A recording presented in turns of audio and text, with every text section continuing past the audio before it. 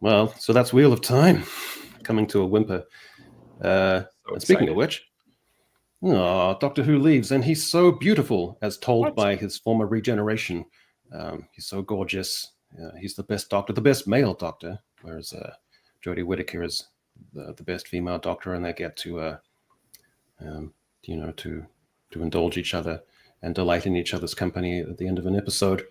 Then he steps out of the TARDIS in a kind of gold shimmering haze, which looks like a Ferrero Rocher commercial, and says how much of a joy it's been destroying this franchise. At one point, it had one episode which only had 1.5 million views, which is astonishing. Like, Desperate and Random, you've had multiple videos that have more than 1.5 million views, right? So that's crazy. I think I've had just one, but just the one. It's not. I wouldn't say it's surprising. That was very low, 1.5 million. So maybe a little surprising that it got that low, but not really. I knew season 2. I was exactly right, by the way. I predicted this. I predicted that in season 2 they were just going to go scorched earth. They were going to go all in on identity politics, and their attitude was going to be, well, if we can't have it, no one can, and they're just going to burn it to the ground. And that is exactly what they did, and no one cared because no one was watching. Yeah, I did the research on the 4 new writers they brought in for the season. All gay, all queer.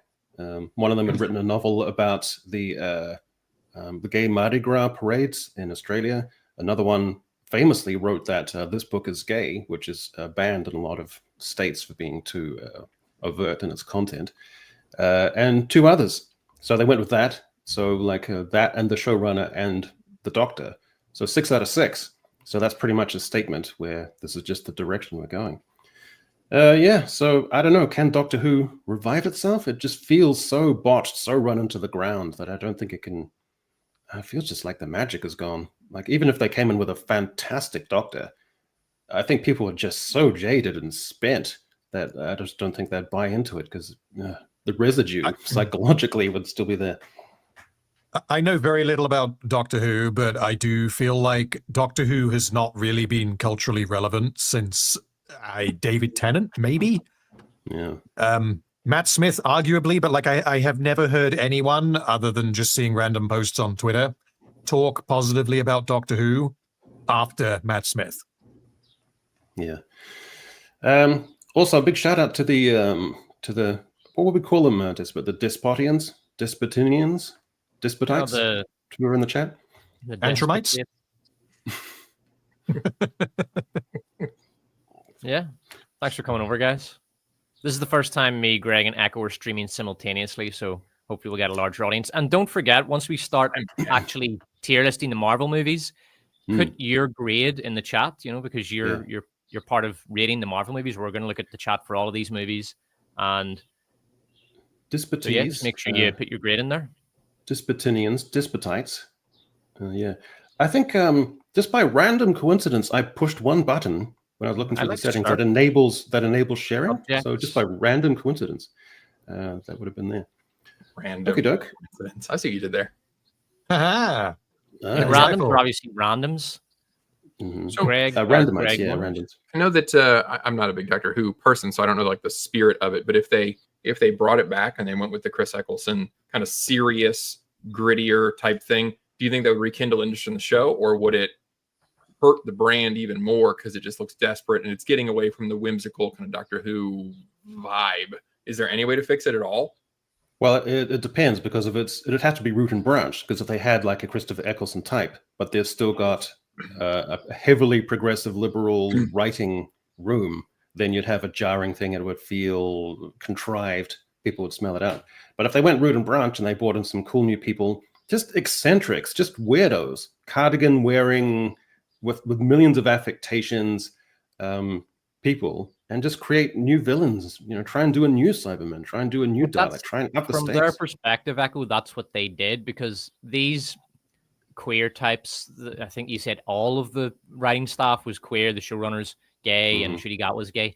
In their minds, they are that. They are, marginal, and they're standing up to the establishment. They are simultaneously endorsed by the establishment while masquerading as kind of cultural rebels. So in their mind, they are that cultural fringe as opposed to what they actually are, which is the sort of regime-backed cultural mainstream, the backbone of the ideological culture that has just destroyed everything. It's kind of a contradiction. It's kind of a paradox, but that's how they perceive themselves. You have to understand that. So they think of themselves in those terms as the oddballs in the cardigans and the oddballs who are just too edgy for everybody.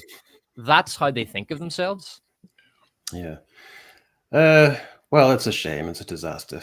But yeah, 1.5 million, even with the backing of Disney money, even with all the promotion and the BBC and everything, astonishing. We'll never see the like The other again. thing is, I was thinking about this. Ncuti Gatwa, it can't be overstated how awful he was in this, because if you part of acting, you do a lot of research, and often you might look at older roles and then you'll bring aspects of those old roles into your character. So, for example, if you're playing James Bond, you're going to look at the different Bond eras and try to bring that to synthesize that into your own interpretation of Bond. So you've got a little bit of Sean Connery, a little bit of Pierce Brosnan, a little bit of Timothy Dalton, and then you bring it out in your own performance. If you're doing Bond, I don't think Ncuti Gatwa did any of that. I think he just played himself. He didn't go back and look at the old Doctor and think, okay, well, I want to.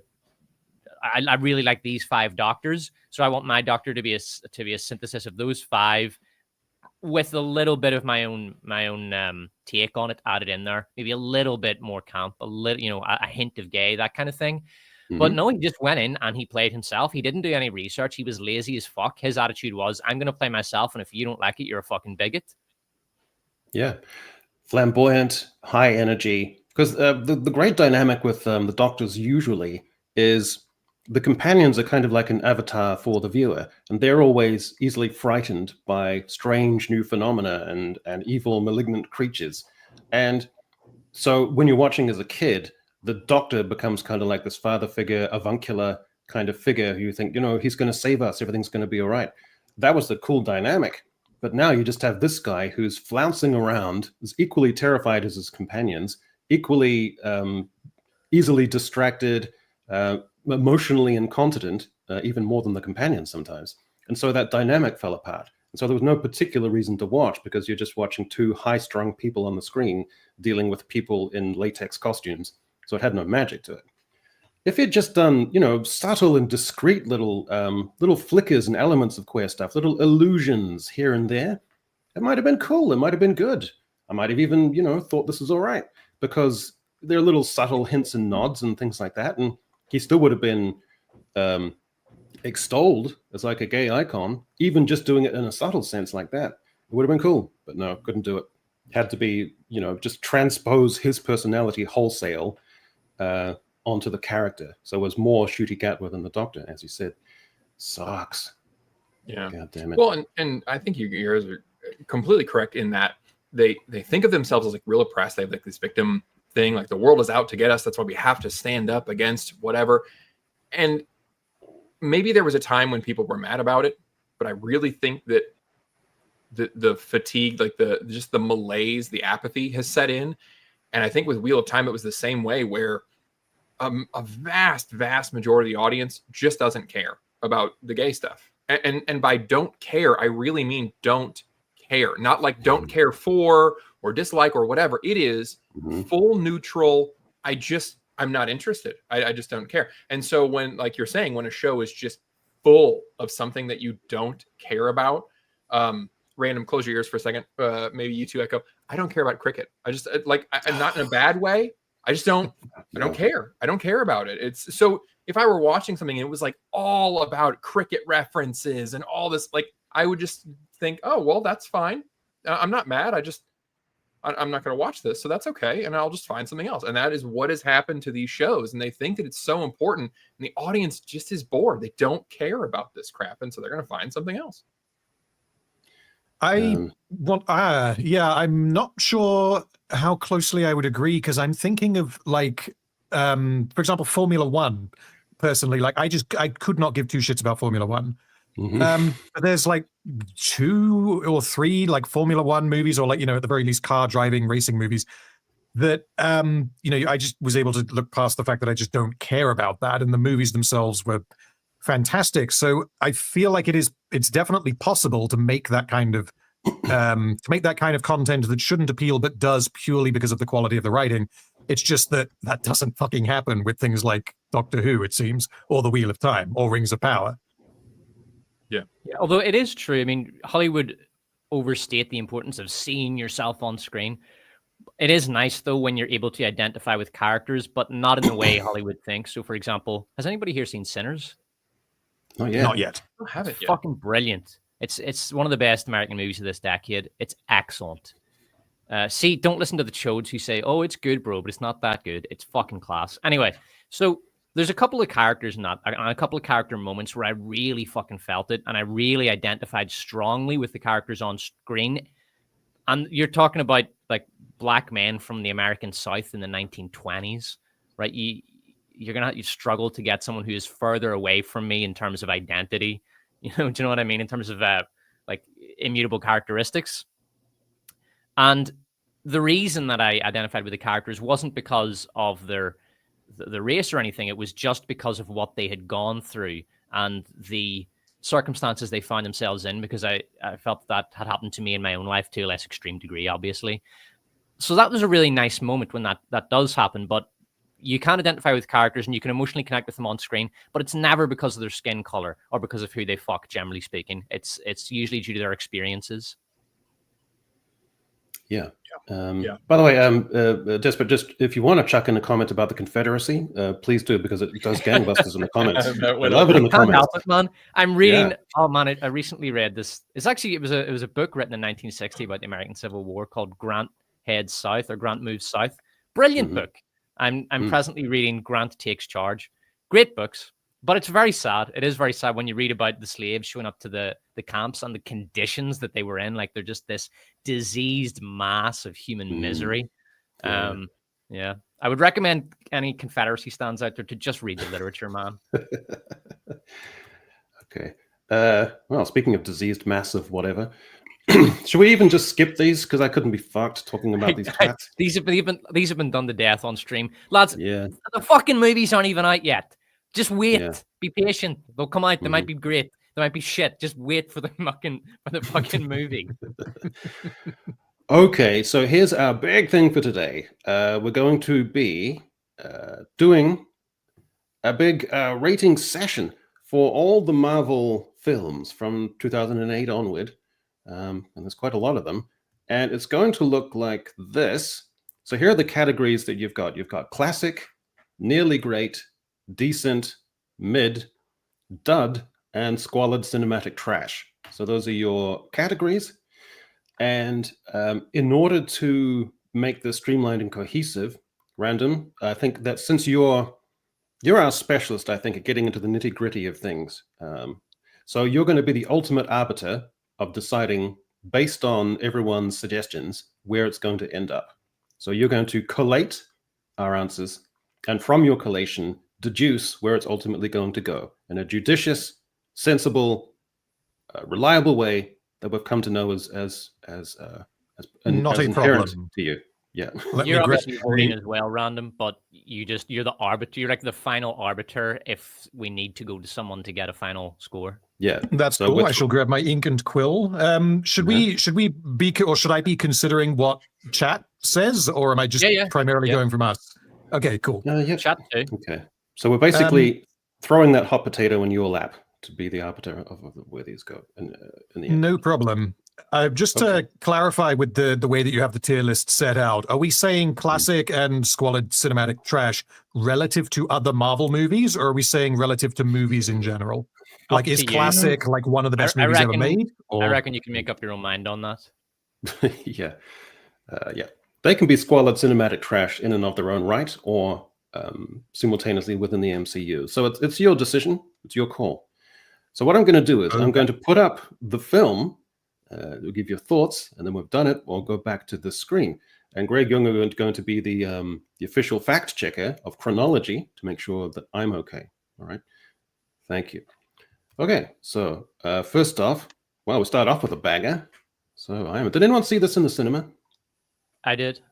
I think I seen most Marvel movies in the cinema up to like up to Endgame, really. And then I lost interest after Endgame, and then I started seeing them again after I became a YouTuber.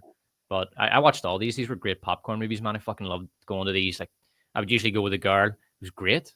Brilliant. What I liked about it is that the suit felt clunky, like it had heft and weight to it. It had like a stomping heaviness to the footfalls. And it looks brilliant. It looks streamlined. It looks iconic, no matter what Riri Williams says about hers being iconic. This is the real iconic. The color scheme's fantastic. The tech porn is brilliant.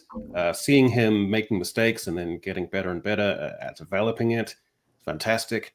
They were making it up a little bit on the fly, not by today's methods of, oh, fuck, we need to do reshoots because this isn't working, but just literally, a kinetic energy behind the scenes to build it up and make it into something special. Well, a lot of the dialogue was ad-libbed as well. Like they will have had much more of a script than it seems the more recent movies had, but like the specific dialogue, in particular, Robert Downey Jr. Improvised a lot of it. And I think it is also worth highlighting that this is the movie that introduced and cemented Robert Downey Jr. as Iron Man in the same way that, it's as iconic as Captain Jack Sparrow. It is that iconic, and this is the film that did it. Yeah, plus a cool comeback story. He was still kind of dodgy, with all his drug-related stuff from the past. He was still not quite a sure bet.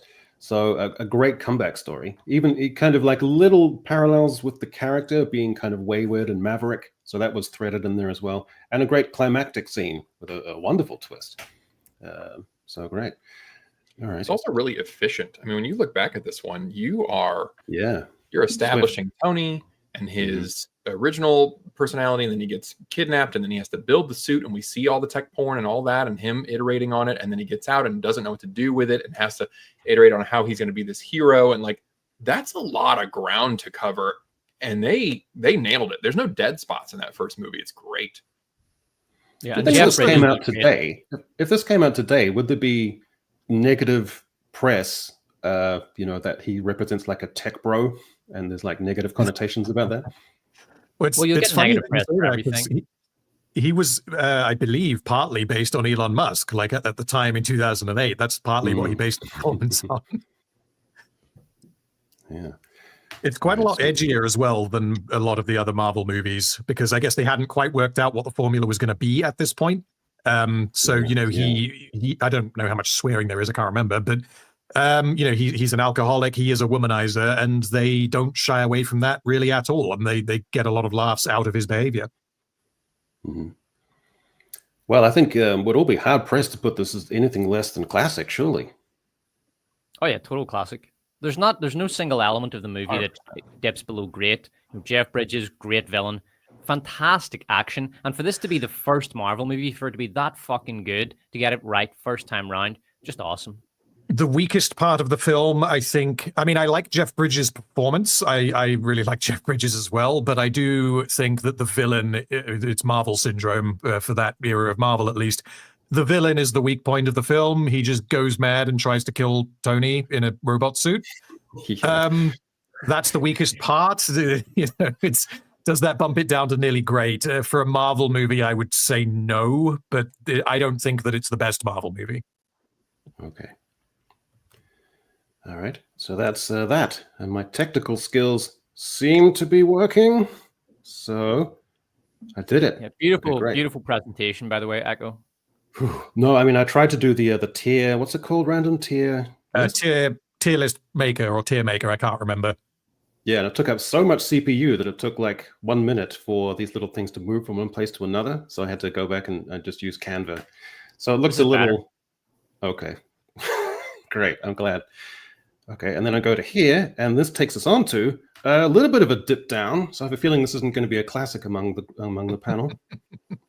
I rewatched this one, I think, a couple of months ago, because for some reason, Marvel decided to make a sequel to this movie and call it Captain America 4. So I had to rewatch this movie in preparation for that.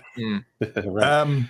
This movie, Once Upon a Time, was, I think, pretty easily the worst Marvel movie. But you go back and watch it now, and it's just a bad movie. It's not like, oh God, this is awful and fundamentally broken. It has a plot, it has character arcs, it makes sense. It's just not very good. So, Yeah, so that's your thumbnail for your YouTube video. It's just not very good. oh god, yeah, I might have to put that one on the production line at some point. Yeah. Well, so then this raises an interesting question, because we then have to decide, because in my wisdom, I've come up with just a nice little nuanced categories. This could be a decent, it could be a mid, or it could be a dud. I don't think it's squalid cinematic trash, because I think they were trying, at least. The question is, do we need to separate how bad the really bad Marvel movies are going to be? Like, are we going to say that, I don't know, The Marvels is squalid cinematic trash, but then Shang-Chi is a dud? Because The Incredible Hulk is better than both of those.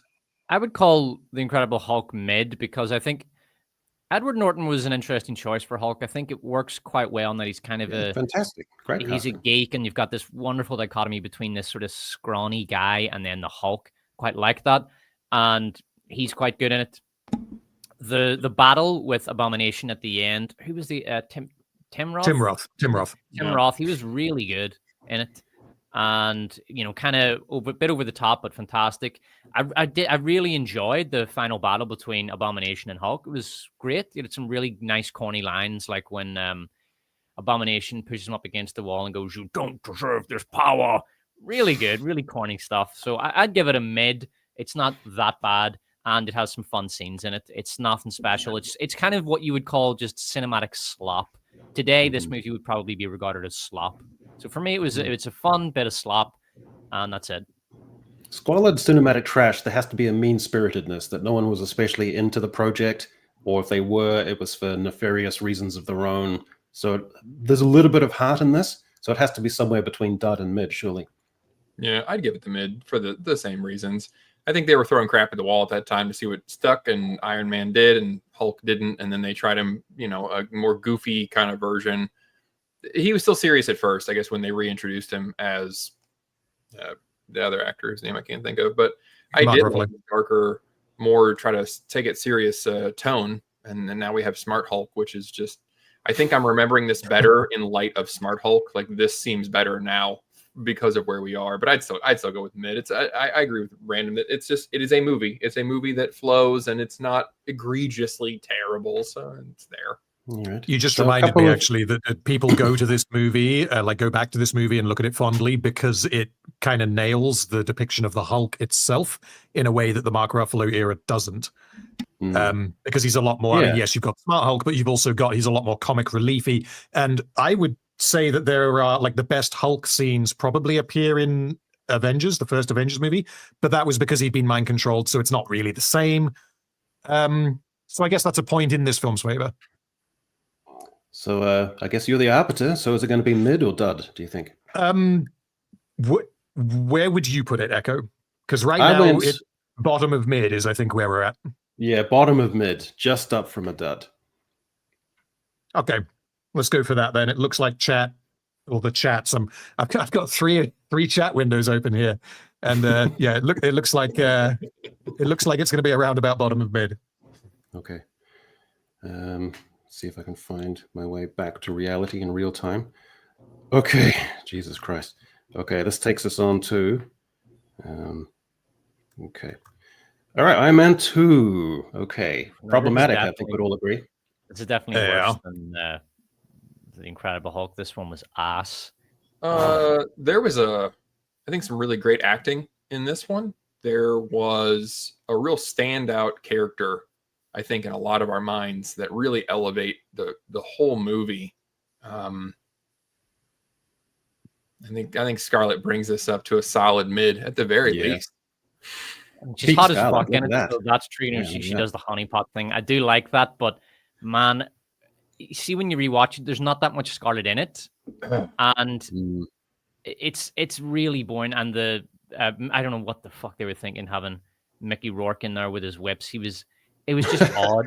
Hilarious. With the flailing of the whips looked pretty cool in the trailer, though, don't you think? Yeah, Judy Hopps in the chat, like, Scarlett's barely in it.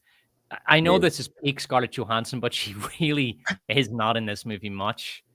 They made the scenes count. I would say, this has got to be a dud for me. I wouldn't say it's so bad. Like, it's got a few things going on. Robert Downey Jr., he's still bringing it. and the women are all hot. A couple of decent action scenes, but it's a bad movie, man. I'd give this one a dud.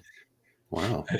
I'd agree with you. There were some good points, Joe. I mean, the Scarlet scenes were nice to look at. I did like his making the ring and the breaking it down and getting back to the whatever nuts and bolts thing. That was a neat scene, but so much of it, I can't remember so much of what happened in that movie because I think it was all just very bland.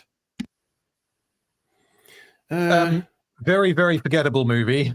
The villain is awful, and that really goes for both of them, because you've also got Sam Rockwell as Mr. Anvil. What the fuck is his name? I can't remember. He's got a very silly name. And then Mickey Rourke playing Whiplash. It's personally, I prefer it to The Incredible Hulk, but I can totally see why it could go lower.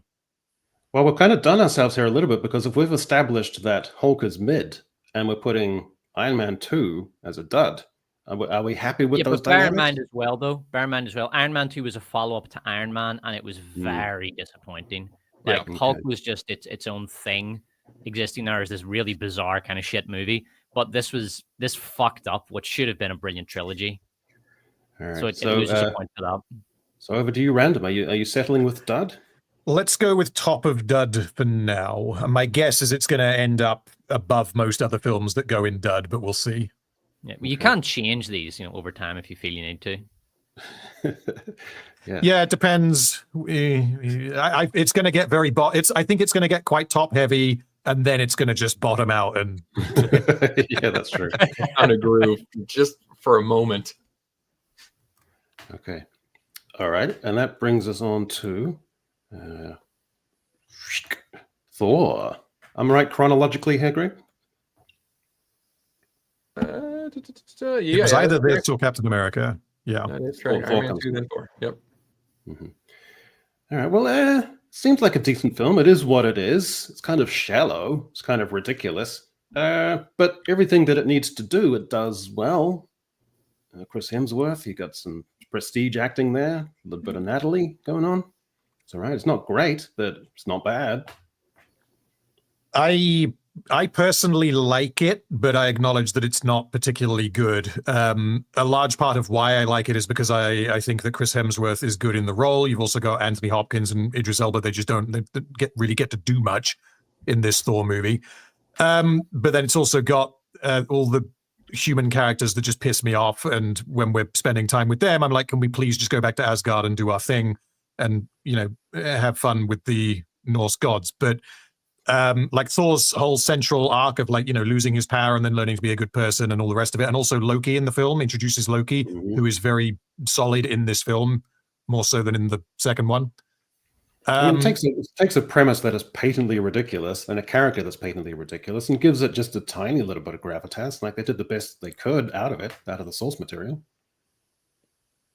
Yeah, the biggest problem for me was the robot with the fires light out of his face. And that thing, it enters the village, or it's basically just this little American village, and it starts fucking shit up.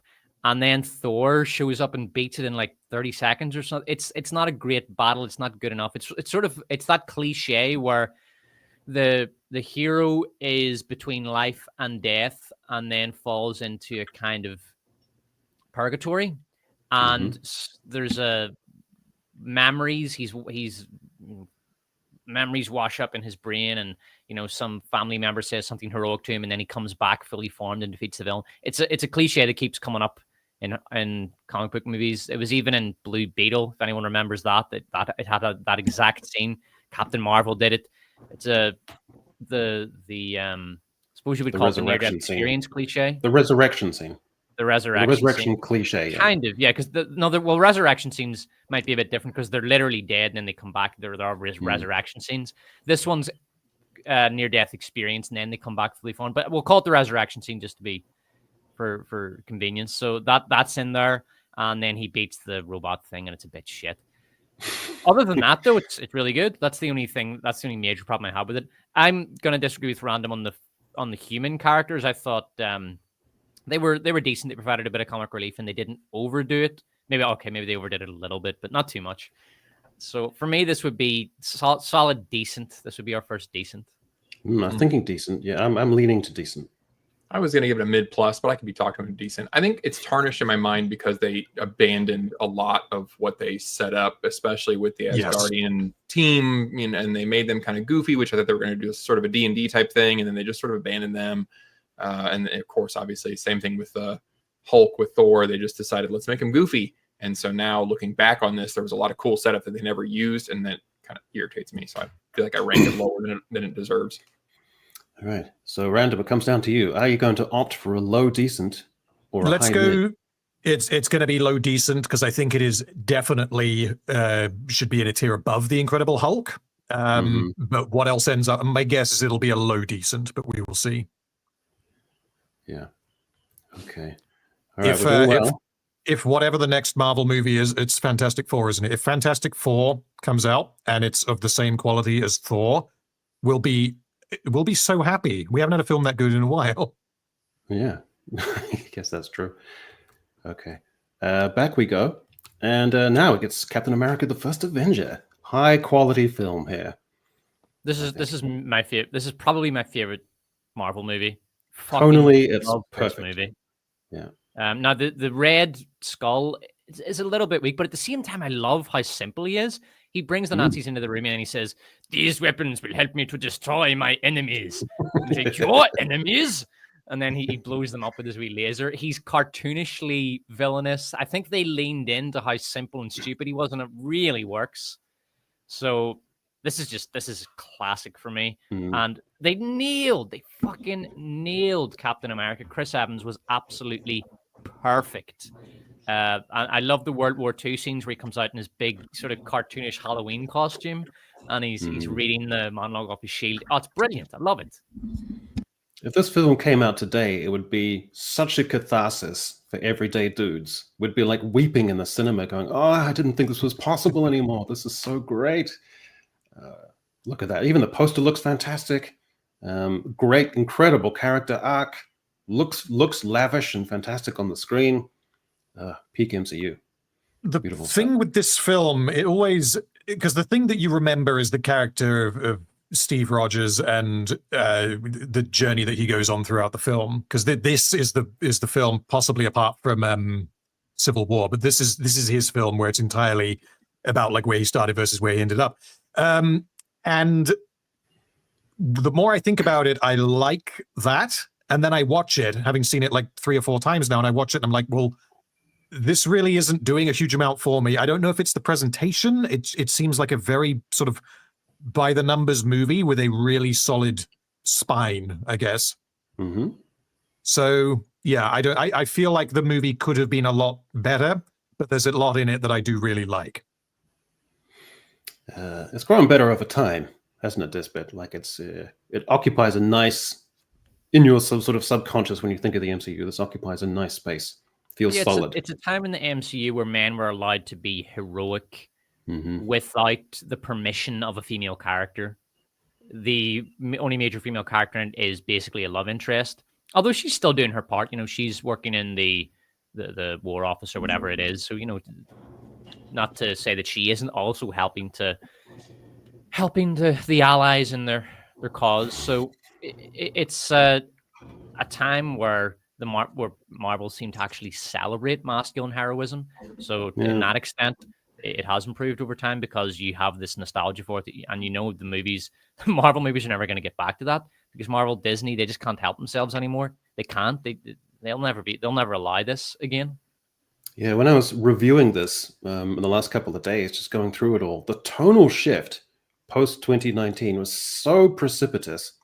The change from masculinity, from simple courage, from simple storylines, from cohesion to respecting the audience. The drop is just incredible.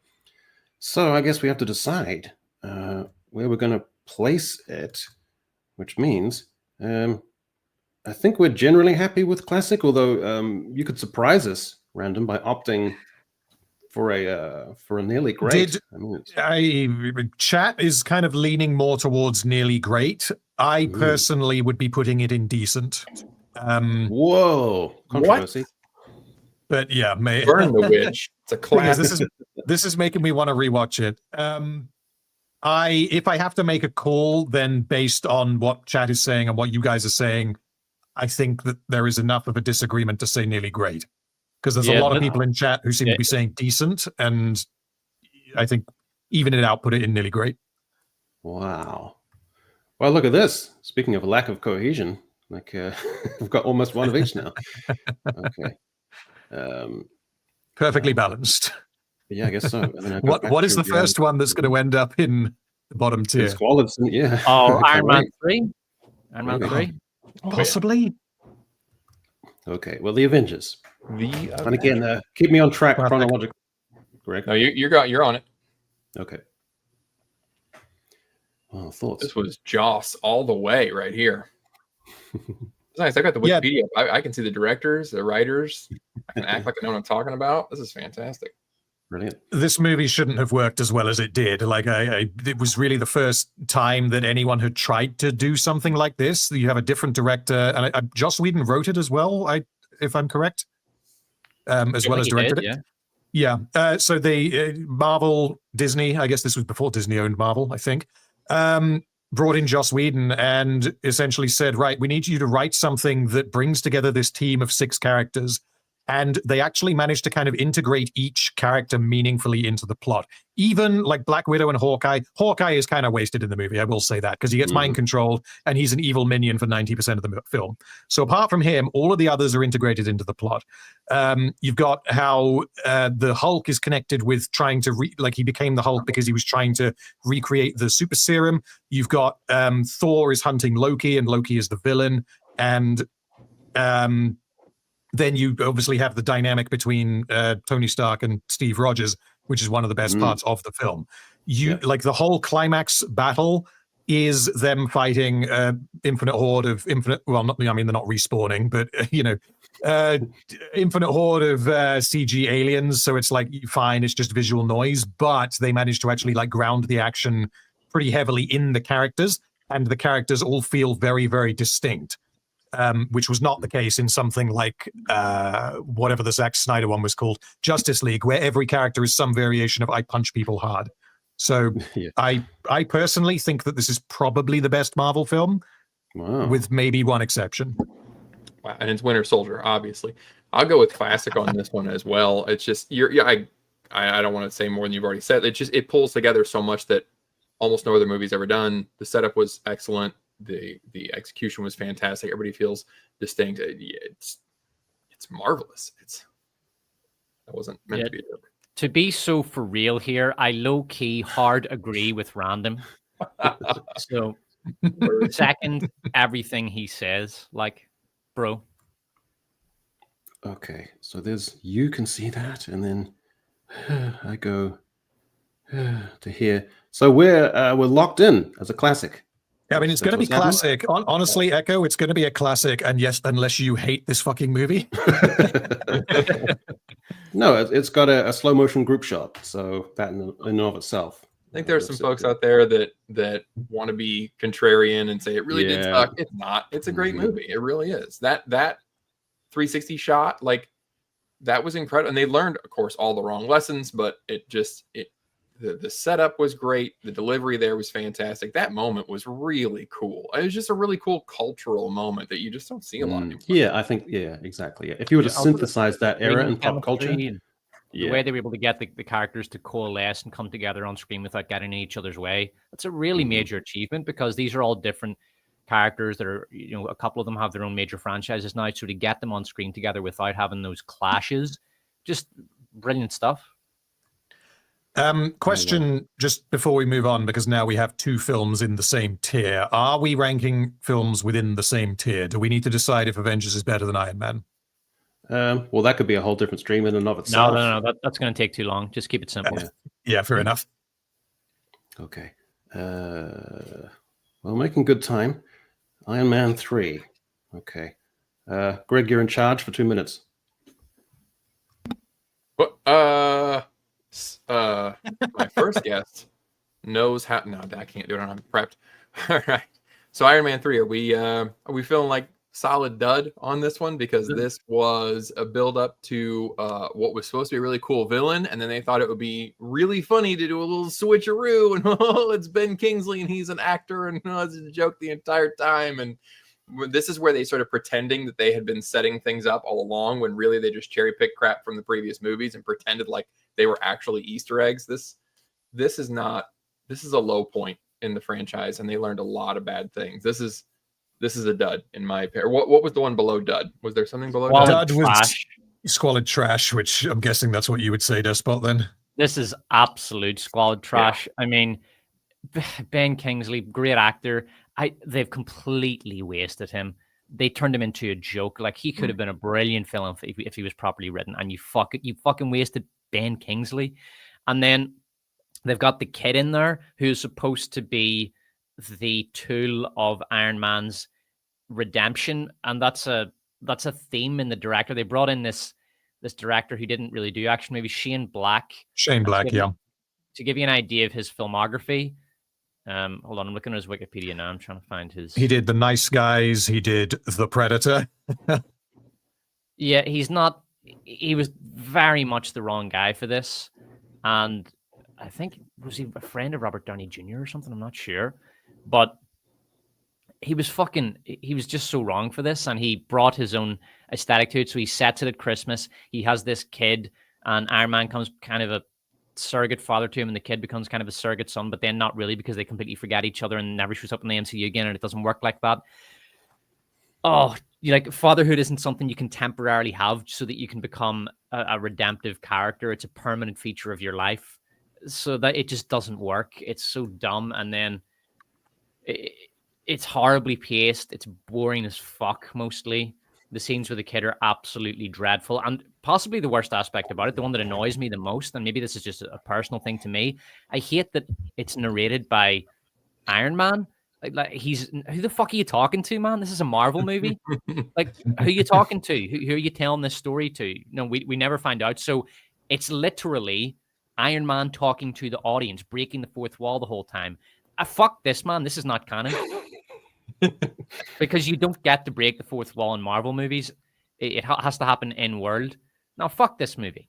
This one also had, if I remember, it's been so long since I watched it. This is where they were just like, tap into the satellites and look at the thermal arrays, and there's an explosion, and it was 40,000 Kelvin, and that's how we know that it was really the explosive people. It's like we saw that backward in time or some shit. Wait, I have a question for chat. Chat, does anyone think this is higher than squalid cinematic trash? Anyone? The argument I would make for that is that it is, personally, I think, head and shoulders above most of what Marvel has done post Endgame in terms of how entertaining it is. I basically agree with everything that you said, Despot, but I would much rather rewatch Iron Man 3 than The Eternals or Black Panther 2 or Ant-Man and the Wasp Quantumania or Captain, basically all of them. So is there anything to be said for putting it at the bottom of dud on that basis and saving trash for like the I have seen some mid. I've seen mid and dud in the trash. I could go for dud for the action scenes, maybe. Just because it doesn't hate you, it's a dud. Yeah, there was this sort of action scene where he had all the suits coming out, which again I didn't like because I felt that having that many suits cheapened the Iron Man suit, and it turned it into it sort of nerfed the suit, and that really fucking annoyed me. I don't know, pace yourself, because squalid cinematic trash, you got to pace yourself in that category, all right? So I feel like what Greg just said, though, should highlight this, is that the movie is really bad and it's really dumb, but it doesn't hate you. So maybe that's why it goes in dud.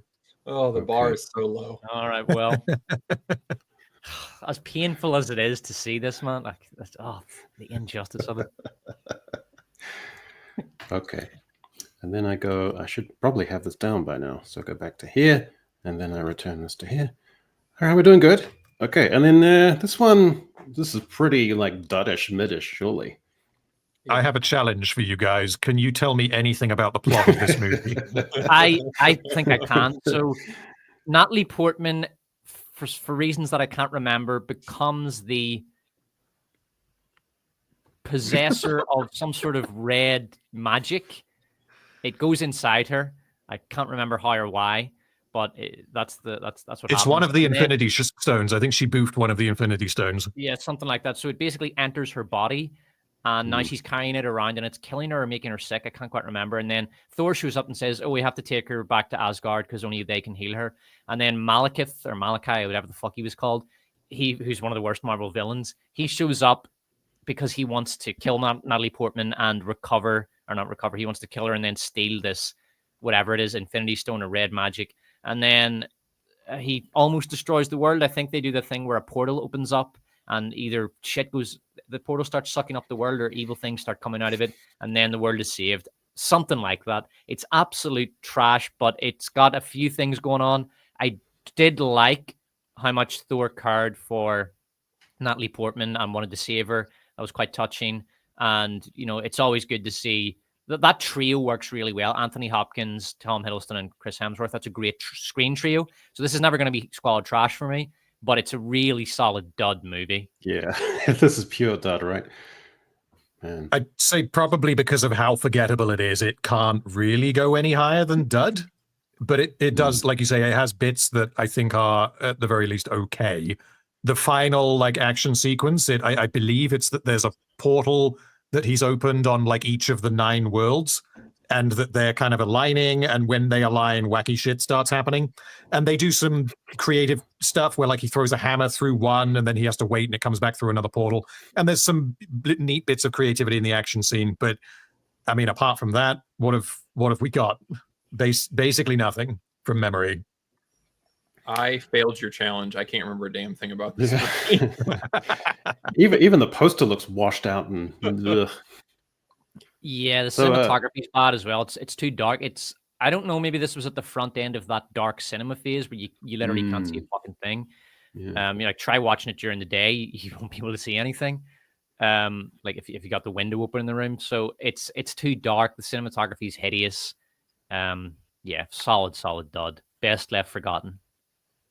Random dud it is. Yeah, gonna be a dud. Okay.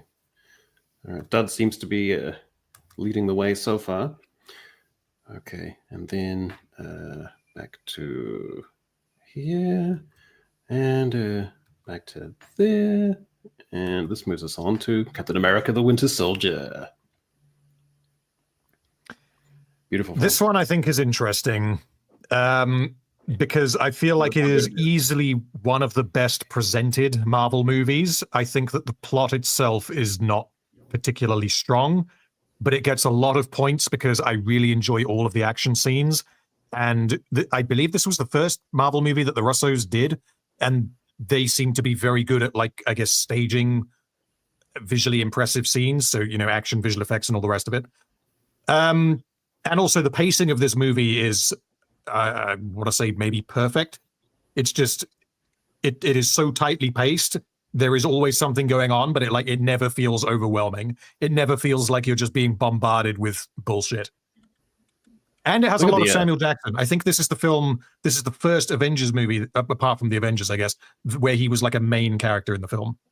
Look at the photoshopping on Scarlett's waist. It's like Victorian corset kind of deal there. Yeah, they use the sunlight. She's so big in this. This was, I think this was really great in my opinion, because it was one of the early ones that had a really strong theme, especially for Cap. He really was more than just a hero.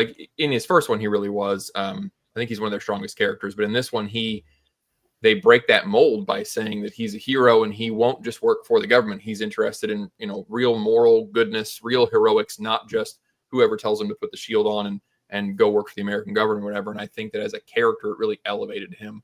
And I think that in Top Gear style, this is not this needs to be in its own little mini fridge, past classic. This is above and beyond that. It's so damn good. Yeah, I love the ending of this as well. The Bucky reveal was superb. And then how Cap has to deal with that was very interesting psychologically. So rather than just be a big, strong hero and a big, strong leader, he actually has a very difficult psychological challenge to overcome, which is how does he come to terms with the fact that his friend has become his best friend is a mind slave and a mass murderer. That's very difficult. And that was my favorite part of the movie, the favorite aspect of the movie. And I loved the ending where he redeems Bucky. Not redeems, I mean, you guy was a mind slave murderer, but he at least brings him back from the brink. I thought that was wonderful. That was my favorite part of the movie. And the final scene where Bucky pulls him out of the river, just beautiful. I can never not love that scene. You know, I could watch it 100 times and still love it. Total classic. All right. So, Random, we're happy with classic, or do you have any dissent? I am not gonna lower the vote because it looks like people in chat are saying classic, so this one goes in classic. Okay. Isn't this interesting kind of retrospectively? Like when we think of this in our minds, we think of a well-oiled machine, we think of hit after hit. But look at that, there's an equal number of mids and duds, even this early on in the process with the MCU. So kind of interesting. Okay, and then I go back to here, and then I go back to the stage. And all right, Guardians of the Galaxy. Who would have dreamt this would be what it was? Especially coming straight off the heels of those other films, which are kind of very overwrought, masculine, down the line kind of films, and then this quirky little offbeat thing. Yeah, every Firefly fan ever knew this was going to work. So, Firefly is that's a really good point. I mean, Serenity. If you want to look at a movie that kind of is a forerunner of this and is ahead of its time in its sense, Serenity. It's based on that kind of model, so it's not wholly original, but what movie is. But this is a massively overdone cliche now, that kind of Guardians of the Galaxy character format. I mean, Concorde tried to do that, for example. Anyone remembers Concorde? But it's still great for its time, and it got it might lose points. I mean, it depends on. Let me ask the panel. Do you think it loses a point because it kind of started that quippy, quirky MCU humor that never really went away? I would say no, but I think that you're right. I think that a large part of why Age of Ultron went the way that it did is because of the success of Guardians of the Galaxy and the Avengers, I guess, but the Avengers handles it slightly differently. So I don't think we should penalize Guardians for people trying to imitate it in a bad way. Yeah. Because I mean, like, I would say that, like, Guardians, I love the cast. There's the movie that looks this goofy, apart from, like Greg says, Firefly fans. I don't think many people were expecting this to be as successful or anywhere near as good as it actually ended up being. But yeah, it's got solid character arcs. Basically all of the characters are treated pretty seriously, especially like Drax. Like, Drax is a serious character in this movie, and then they kind of flanderized him after this, even though, like, Guardians 2 still has some really good moments. Like, in this, he is a very serious character. And, like, I personally would probably say that this is the funniest Marvel movie. I don't know, maybe it just appeals to my sense of humor. No, you're right. It's hilarious, and they got this style of humor right. And I also like that this was different, because you don't want to get into basically what Marvel has now, where everything is regurgitation of something else. This was fresh and original at the time. It was a real breath of fresh air after some of the seriousness of what Marvel had been doing with Civil War. This was just a bit more lighthearted fun. Go to the cinema, enjoy some popcorn, have a few laughs. This is a classic for me because of those reasons. I think the character dynamic is excellent, really good pacing, fun action sequences. It's not a masterpiece, but at the same time, it's still a classic because it was just so original and fresh at the time and funny, and it just basically gets everything right. And it does have those moments of brilliance as well. I think it also benefits from being essentially entirely isolated from the rest of the MCU until this point, because nothing in this, apart from there's a gemstone and Thanos is Gamora's dad, but like those are references. They don't actually really interplay with the plot itself, which means James Gunn could just do his own thing. And that's why this feels like a James Gunn movie rather than a Marvel movie, which was an effect that gradually became lesser as you go through the Guardians of the Galaxy movies. Yeah, a breath of fresh air, just good spirits, good-hearted. Just when the MCU was starting to feel a little bit too self-serious. Great soundtrack. That was a big seller. Everyone just bought into that and loved it. Oh, yeah. It tapped into a little bit of the camp and kitsch origins of the comics in a way that was really pleasant and resonated with people. So it just hit all these beautiful notes at exactly the right time. And everyone thought at that time that, you know, the MCU can do no wrong. They've got the secret sauce. So it was just a cool little cultural event. And everyone bought in. And it had a nice little after effect that you could then go back to the pompous seriousness of the main content. So it had a balancing effect there as well. So I think we'd all be in agreement generally that this would land in classic territory. Yeah. Yeah, I mean, much like Iron Man, I think the weakest part of the film is the villain. But in this case, the problem with the villain is that he's evil man who wants to smash the planet. And like, I just don't care. But then that's not the focus of the film at all. They really lean hard into like the Guardians, and they barely give Ronan the Accuser much time at all. Mm-hmm. All right. So entering peak territory now with 4 classics. That's astonishing. 4 out of 5, 6, 7, 4 classics out of 10 films, out of 10 releases. Man, astonishing stuff. Everything seemed to be going so well. Yeah. It'd be interesting to see where we all agree that the cracks started to show. All right. Guys, I'm gonna be back in a few minutes. I can't remember this movie. Because so much even the poster happened. looks like a mess. God, it's. I remember it being a big mess, but I did like James Spader as Ultron. Really liked his voice acting, and it was a bit all over the place. But I'm just gonna give this one a dud because it's so fucking forgettable. Anyway, so Random, talk us through it because this is all memory hold for us. Yeah, it's been a while since I've seen this movie, and I think I've only seen it twice. I really like what they were trying to do with Ultron, but I think that the characterization of Ultron is one of the worst, like most egregious examples of the James Gunn, Joss Whedon comedic archetype, where like every time something happens, a character will do the undercut quip. This is the movie where that really became obnoxious because not James Gunn, Joss Whedon does that quite a lot anyway, but usually he will make it work in a way that feels a lot more natural than this, because that kind of thing happens in the first Avengers movie, but it always, felt like something that the characters would actually say. In this, it felt like he had just written a quip and gave it to the character so that there was a joke. Couple of the action scenes were entertaining to watch. You've got Iron Man in the Hulkbuster suit fighting the Hulk. That was cool, I guess. It was fine. You've got Ultron levitating a city, and then they fight the robots, and then they drop them. But yeah, honestly, I feel like Ultron the way he was introduced had so much potential, and then it went downhill almost immediately because Ultron is a fucking idiot. He should have won very easily, and he didn't. Yes, so villains start to become a bit of an issue somewhere around here, I think. So yeah, I don't know. It seems like a clusterfuck of a film. Like they tried to go into cruise control and they just let slip somehow in some inherent way, and it didn't quite work. Yeah, well, and just they're trying to get 4 to 5 hours worth of movie into this, and I mean they were trying to create this whole Natasha Bruce romance thing. They were trying to redeem Hawkeye and give him a cool speech and give him a lot of moments. They were trying to introduce 2 brand new characters, whole villain origin story. Like it was just too much. And every scene, there was no breathing for 2.5 hours. So yeah, this could be the thing where it becomes where these Marvel films could become a little bit fatiguing, and the idea of the third act going on too much and becoming too bombastic. So that was starting to show through a little bit too.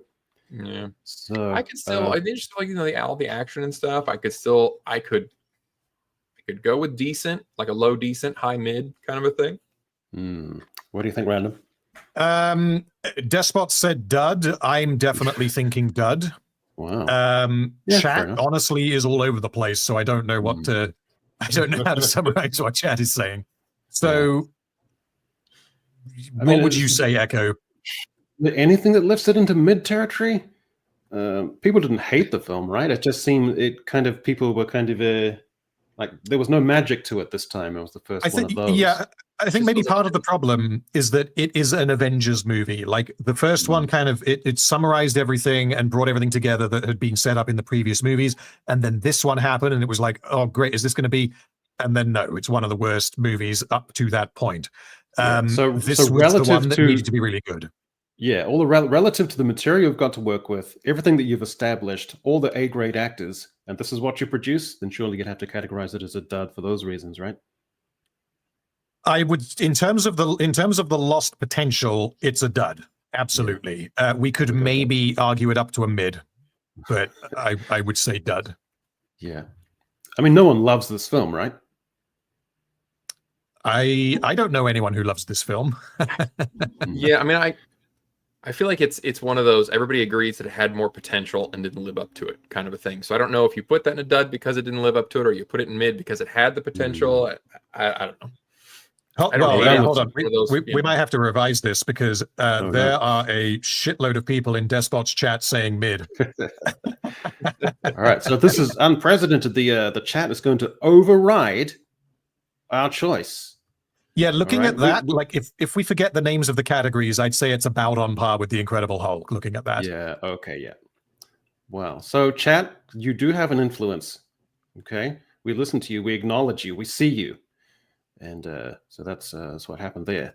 So that's a bit of drama for the stream. Exciting. Okay. And that takes us on to Ant-Man. Now, I have a feeling this might land in the nearly great category because it's fun, it's cheerful, it's got a great aesthetic. Everyone loves a bit of Paul Rudd. He's like ideal for the character. Visuals looked great. It's not outstanding, but again, it's a high-quality film. I feel like, as with Age of Ultron, this was a case of lost potential, and it depends on how much we want to acknowledge that, because this could have been a lot better. Edgar Wright was involved early on, and from the few interviews that I've heard him talk about some of his ideas for the film, it could have been a lot better. And then they basically booted him out because Marvel were not interested in making an Edgar Wright movie because they didn't trust him in the same way that I guess they trusted James Gunn. So yeah, this might actually be in the decent. Yeah, this could be a decent category. Personally, I would be putting it lower. I think that the villain in this movie is awful. What's the line? I'm going to destroy everything you love. And if my wife wasn't asleep, I would be saying that a lot louder, but I can't. Like he does in the film. Are you keeping it separate from "I'm not a dick"? Like, are you still just focusing in on only Ant-Man? Not just talking about Ant-Man. I think that the character is awful in this, but I mean, honestly, MODOK is probably the best part of that movie. Yeah, they were trying to riff on Cain and Abel, and the idea was that the baldy guy was Cain and Paul Rudd was Abel. Or no, was it Paul Rudd was supposed to be Abel or Evangeline Lilly? I can't remember. Whatever. I'm not sure. So he was supposed to be Cain, and that's a really nice character archetype when you get it right. The best example of it, obviously, is Amadeus, when Salieri is supposed to be Cain and Mozart is Abel. But this one just does it so appallingly badly. It's dreadful. But that's the only bad part of it, in my opinion. I think other than that, the movie's really good, well-paced, fun. It's a nice origin story movie. The problem was, the villain was too cartoonish and evil. I think if they had pulled back a bit and made the villain even just a bit more generic, even not trying to be too ambitious with it. Yeah, a bit more, sort of think Sam Raimi Spider-Man, that kind of thing. Although that was a fucking amazing villain. So they blew the villain, typical Marvel. But this is what a good Marvel movie looks like. A lot of people with the recent, Thunderbolts cultural conversation, a lot of people were saying, "Oh, the Thunderbolts is a good movie. It's not great, but it's good." It's not good. This is good. Right? Ant-Man is what a good Marvel movie looks like. I mean, it's essentially it's not a frontline character. It's closer to an ancillary character in the universe, right? So taking that and then making the most out of it and turning it into something endearing, I think they did the best that they could. My favorite line from Amadeus, just while it's on my mind, is Mozart comes out of a concert that Salieri has put on, and Salieri asks Mozart, "What did you think?" And Mozart says, "One hears such music, and one can only say Salieri." Right. It's not a compliment. Yeah, it's perfect. And then it lingers on Salieri with the kind of deadpan expression. Perfect. Anyway, so this is, it's not mid. It's not nearly great. Surely it just has to be good. I think, can I see the tier list again? I forget what the order is. So there's a decent there, surely. I think it's going to land in decent. Looking at chat, I think it's probably better than Thor. Also, something I want to mention that I do really like in the film is the fact that Scott Lang is a criminal. The only other time we've had anything like that is in Guardians of the Galaxy. And the whole dynamic with him, like losing his family because the wife is remarried and trying to have a relationship with the daughter, which then informs basically everything that he does in the film. I thought that was very solid. So, like, the character is great, but typical Marvel style, the villain is shit. Yeah. All right. So, yeah. Okay. That's good. And then onwards to Civil War.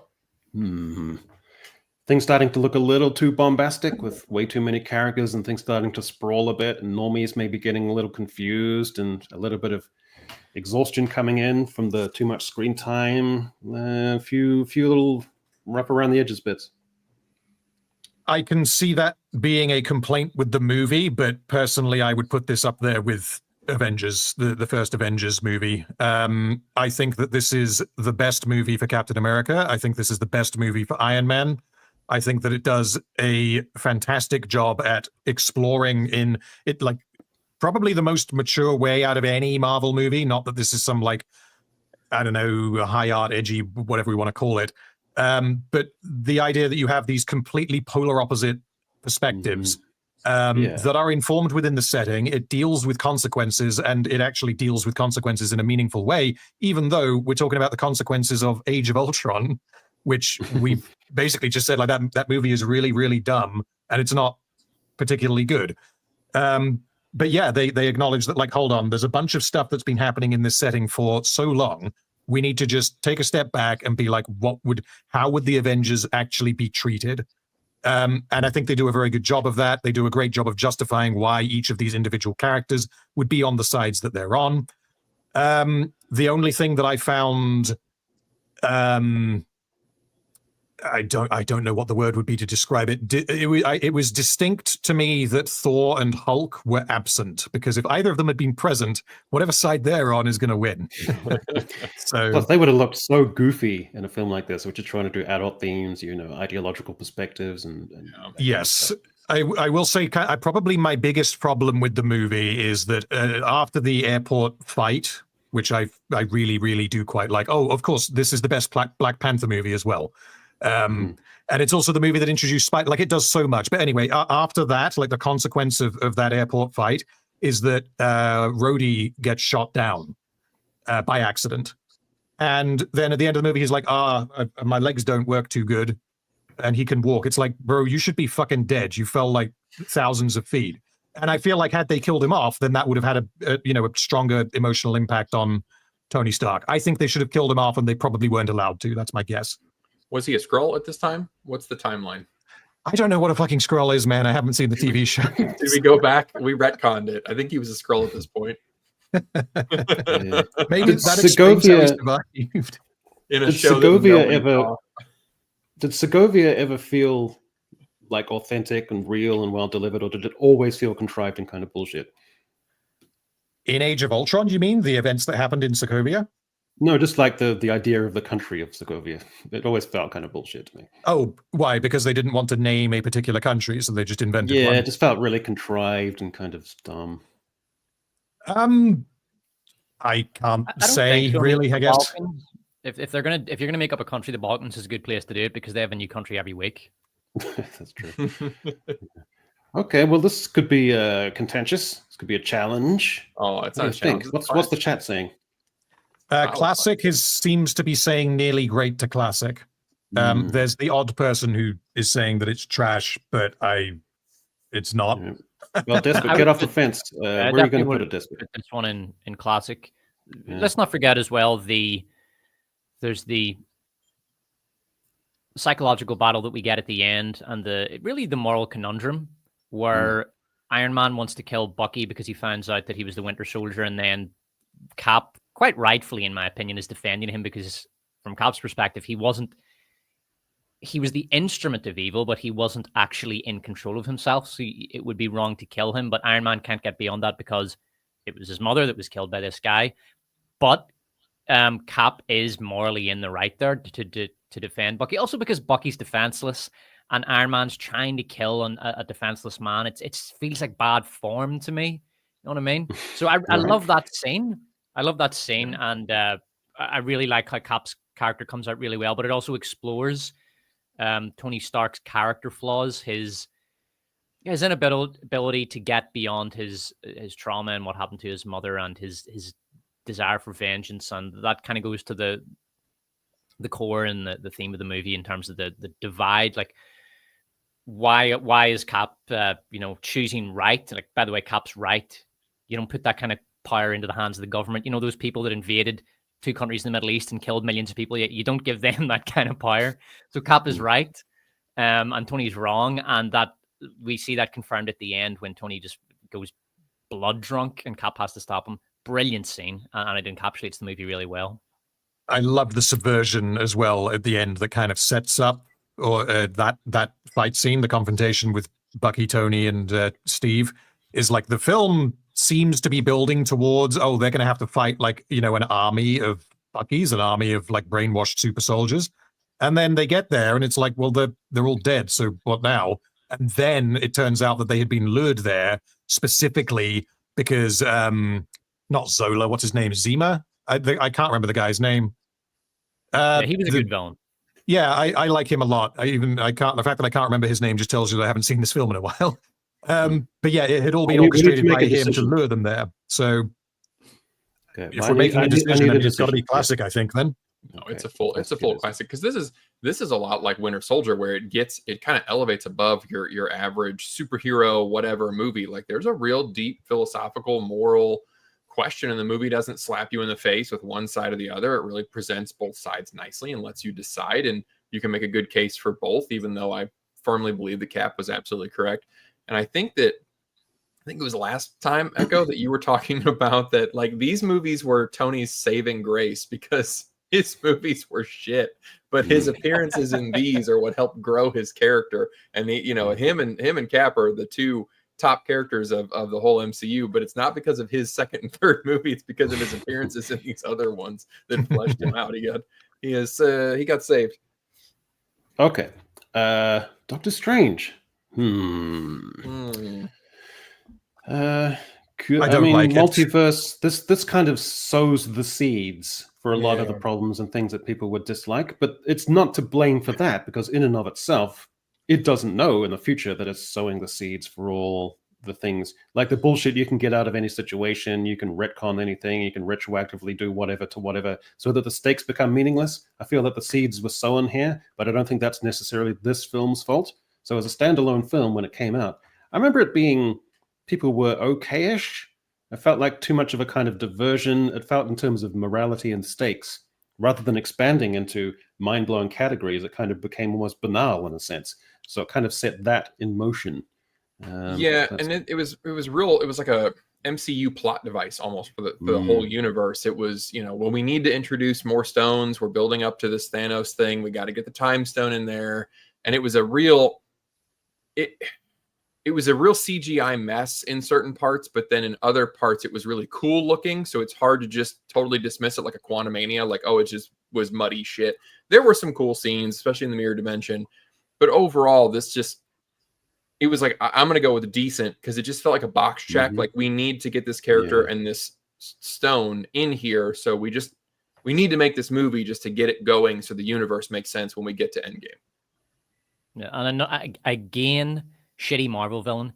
Mads Mikkelsen in this is just an evil bad guy with this horrible cheesy war paint. The character design is so fucking bad. It's like if you said to a 14-year-old art student, draw a bad guy, he would draw Mads Mikkelsen in this movie. It's so bad. He's so wasted. I get asked by a 13-year-old son, and he'd be like, yeah, if his eyes were like cracked, it'd be cool. That's what a 13-year-old would say. Absolutely. Mads Mikkelsen has probably got to be the most wasted actor in the entire MCU. Like, who else is there? I mean, with this film, decent, right? With him and Sir Ben. Based on what you guys are saying, it would be decent. Chat is kind of leaning towards decent. I would put it in mid, so bottom of decent is probably the place to put it. Yeah, and I think that's right. If I look at those three movies, Ant-Man, Hulk, Ant-Man, Thor, and Doctor Strange, they're about equal in quality. So that's very accurate. Yeah. Okay, good. Okay. All right. Guardians Volume 2. Let's try and speed through this one. I want to pick up the pace a little bit. So, anything remarkable? Is it better than the first? I guess that's the No. I question. can't remember it, so there you go. That'll make things go Yeah. faster. Yeah. It is absolutely not better than the first, but James Gunn does actually put in quite a lot of work to give every single character in this movie a really solid character arc. Even characters like Nebula, who is just evil villain in the first one. Yondu gets a lot in this movie. But as for the specifics of the plot, oh, that's right, you got the whole ego thing. Yeah, that didn't really do much for me, but everything relating to, I guess, the central characters themselves, I thought was very solid. I would probably put it in decent.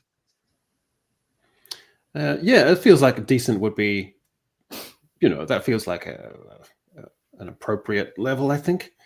So we'll chuck it in there, I think. I think solid decent is all right. Yeah. I mean, I remember enjoying the film. There's some good chuckles. The camaraderie between them is good. Yeah. Did introduce CGI Mantis, good. who I find very annoying, so I take points off for that. She was all right for the first scene or two, and then instantly I was done with her halfway through that movie. I didn't want to see her anymore. Okay. All right. And that takes us on to Spider-Man Homecoming. Well, thoughts? I haven't seen this. Am I right on the timeline, Greg? I think this is still... Yes. Yeah. Okay. And I don't know that I could give it a classic, but maybe a nearly great, maybe a classic. I don't know. Vulture to me is one of the best villains they've ever had. I think he's fantastic. Absolutely. Yeah. He's an excellent villain. He's menacing. He actually feels like a threat. He makes sense. It ties into kind of this sort of the Civil War theme that they were going for of they hadn't gotten quite to the what if the heroes were actually the bad guys. They hadn't gotten that far, but they were exploring like what are the consequences of heroism and how does it affect the common man. And I don't know, Vulture was fantastic, and I just love Michael Keaton. It's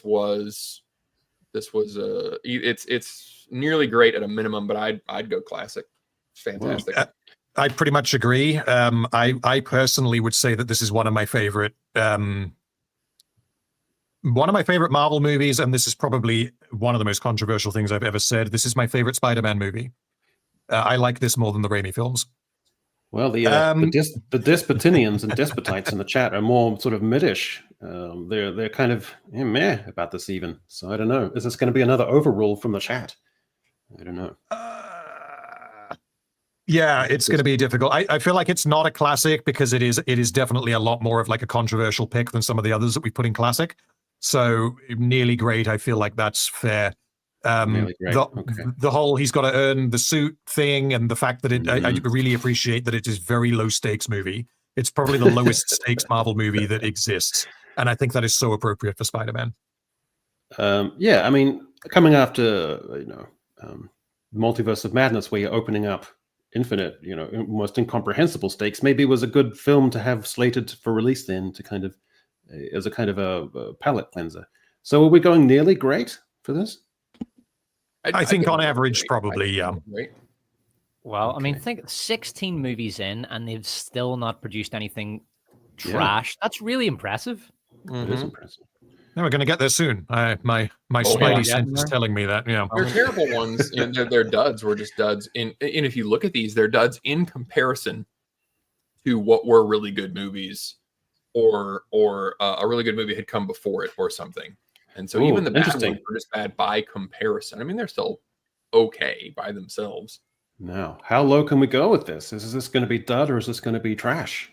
This is going to be another controversial one. Nearly great. I'll start off with controversial because I actually like this movie. I think this is the best Thor movie easily. And Kate Blanchett is really good in it. She's kind of hammy and over the top. She's very pantomime, but it works for me. I think the humor, this is where Marvel is beginning to jump the shark in terms of its humor, but it's still just about works. It's still, it's kind of cartoonish humor, but it's still something you can just chill out and have a good time with, I think. And the one thing I fucking hate about it is Tessa Thompson. She's just an awful character. This was at a time when she was ruining everything. She ruined Men in Black. She ruined what's the film about the cowboys who were robots and stuff? Yeah, she's trying to, like, I don't know, ape Clint Eastwood or something. She's trying to do this 1,000-yard stare, and she's fucking awful at it. She's a bad actress. She has no range. She's trying to do the whole what do you call it? The aloof cool chick thing. That's her shtick, and it's boring. It doesn't work. It's not compelling. So she's awful. And then at the end, when she becomes king, not queen, king, because she's just that fucking masculine. It's like she's a slaver. She captures people. She sells them to be killed in arena as slaves. She's a morally bankrupt piece of shit. If this movie had any heart, Thor would cave her fucking head in with a hammer at the end, and then it would be a great movie. So that really annoys me. Should have given her the noble sacrifice. I still think it's mid. I love Loki in it. He's hilarious. And really enjoyed Jeff Goldblum. Or Goldblum, however you pronounce it. So for me, still, I would say this is decent. Yeah, decent movie. Does this have Taika Waititi's voiced rock creature character? Yes, really this is where that was introduced. Really good. Yeah, he was great. Look, I think when Pilgrim Song comes on in the beginning and then again at the end on the rainbow, just those two scenes alone, it's one of the few in recent memory really good uses of Zeppelin when we're not trying to sell fucking cars in the desert or whatever the hell they're doing with Zeppelin usually. But I'm nearly great to classic on this one. I think this was right up there with Guardians of the Galaxy, where we're riding the line of humor, but with enough action that it was really cool and it was really stylish. And you have to remember, this is one of the first. What's the name for the? I shouldn't be drinking. Futuristic retro or whatever, retrofuturism. They were doing the old, Flash Gordon style thing, and it was novel at the time. It was really neat. They worked the soundtrack in. This one I think is fit. They learned all the wrong lessons, and Taika got a humongous head and fucked every movie after this. But this was excellent. I mean, Tessa was the only poor part. Everybody else was great. Idris Elba was fantastic in here. You got Carl Urban, just excellent comedy. Carl Urban was fucking all awesome of it was fantastic. All right. Well, Random, bring us through. Fuck this, Greg. Me. I'm moving it to nearly great. Okay, fair enough. I'll just say very quickly what I think. I think it is very funny. I think that it is probably the most fun Marvel movie. It really does not take itself very seriously. I really love the visual style. Very quippy. I just purely subjectively really enjoy watching actors take the piss out of themselves. So when you have Anthony Hopkins playing Loki disguised as Anthony, like that kind of thing is gold. I think it's fantastic. But narratively, I think the film is bleh. I just don't care. I just watch it because it makes me laugh. I would say decent. You guys are going nearly great. Let's stick it in nearly great. Okay. Nice. Okay, and that takes us to Black Panther. Okay. Everyone loved it when it came out. This was supposed to be a cultural moment, remember?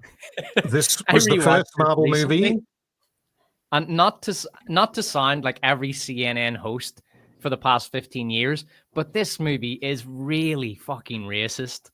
Like, it's actually shocking when you watch it today. It's depicting Africans.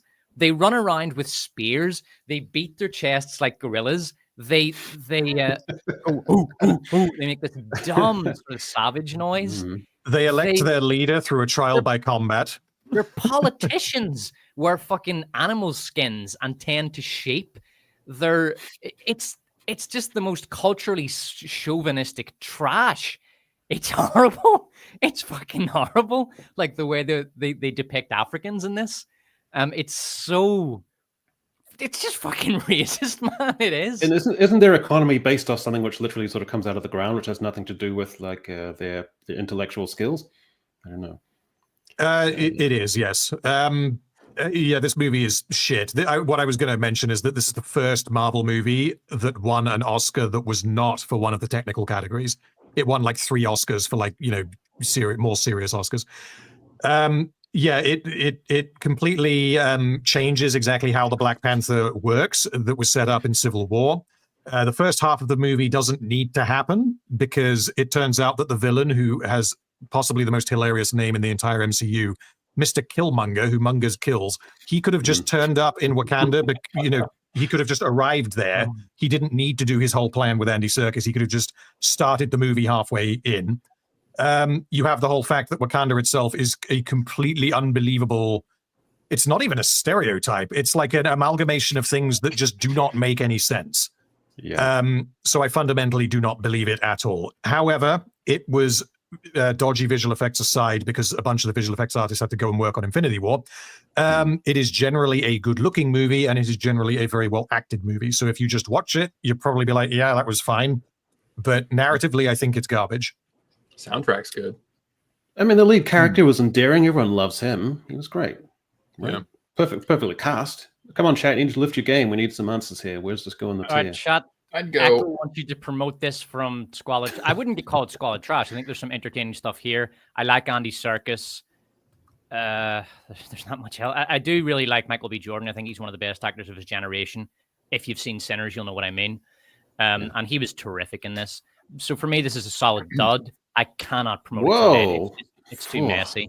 I wouldn't call it trash. It's not Squalid cinematic trash. It's just a dud. You know? I still want to go mid. I think, like, as a movie, it's hard to look past the Coogler isms, just the constant Coogler nonsense. Like at the end when Michael B. Jordan is saying, throw me in the ocean with my ancestors, and to an African, which raises all kind of weird questions. Like, why didn't Wakanda stop the slave trade? And then they didn't really do anything with Eric's mom, which later on Coogler said on the commentary that she was in prison, that they were going to break her out. But I guess they just dropped that because the whole, like, America bad racist and also Wakanda bad and slavery bad, but Wakanda allowed slavery and we're going to take over the whole world based on race. Like, all of it was so messy. It was Coogler just wanted to have every race message imaginable. And it was a nightmare. But if you look past all that dumb crap and all of the fucking jerking off in the media of how important and, stunning and brave the movie was, I still think it's like a upper mid, lower decent. Like, it's just, it's got a good soundtrack. It's stylish. God, I hate saying this. If you're not super critical and you turn your brain off a little bit. Hey, Greg, do you know who you're speaking to here? All right. I understand what Greg is saying. There are lots of really fun set pieces that you can just stuff some popcorn in your face, say that was all right, go home and forget about it. Yeah. So Greg, where are you placing it, Greg? That's what I need to know. I'd go with mid. I was going to say decent, but I'll go with mid. I'm going to go with low decent. So it's up to you, Randall. I would be saying dud. I would be with Despot here. I think this is the worst Marvel movie until this point. But there's a lot of people in chat who are saying it's better than that. So I think based on that, we put it in mid. Okay, fair enough. Was it this film or was it the sequel where people on social media, like African American people, were saying, black people should go see this first, like they should have priority in going to the cinema and stuff like that? And this was a time where I actually fully endorsed the race identitarians. Like, there were black people. There was one woman, she had these gigantic glasses. She was hilarious. She was saying, if you go to see that on opening weekend, you can sit outside that cinema and guard it. Make sure no white people enter that cinema. Really funny. And I fully endorsed that you're an ally. You had that thing with the nails. The nails were on fleek. If you think that you're an ally, I agree. White people should not have seen Wakanda forever opening weekend. Black people shouldn't have seen it opening weekend or second weekend or third weekend or fourth weekend.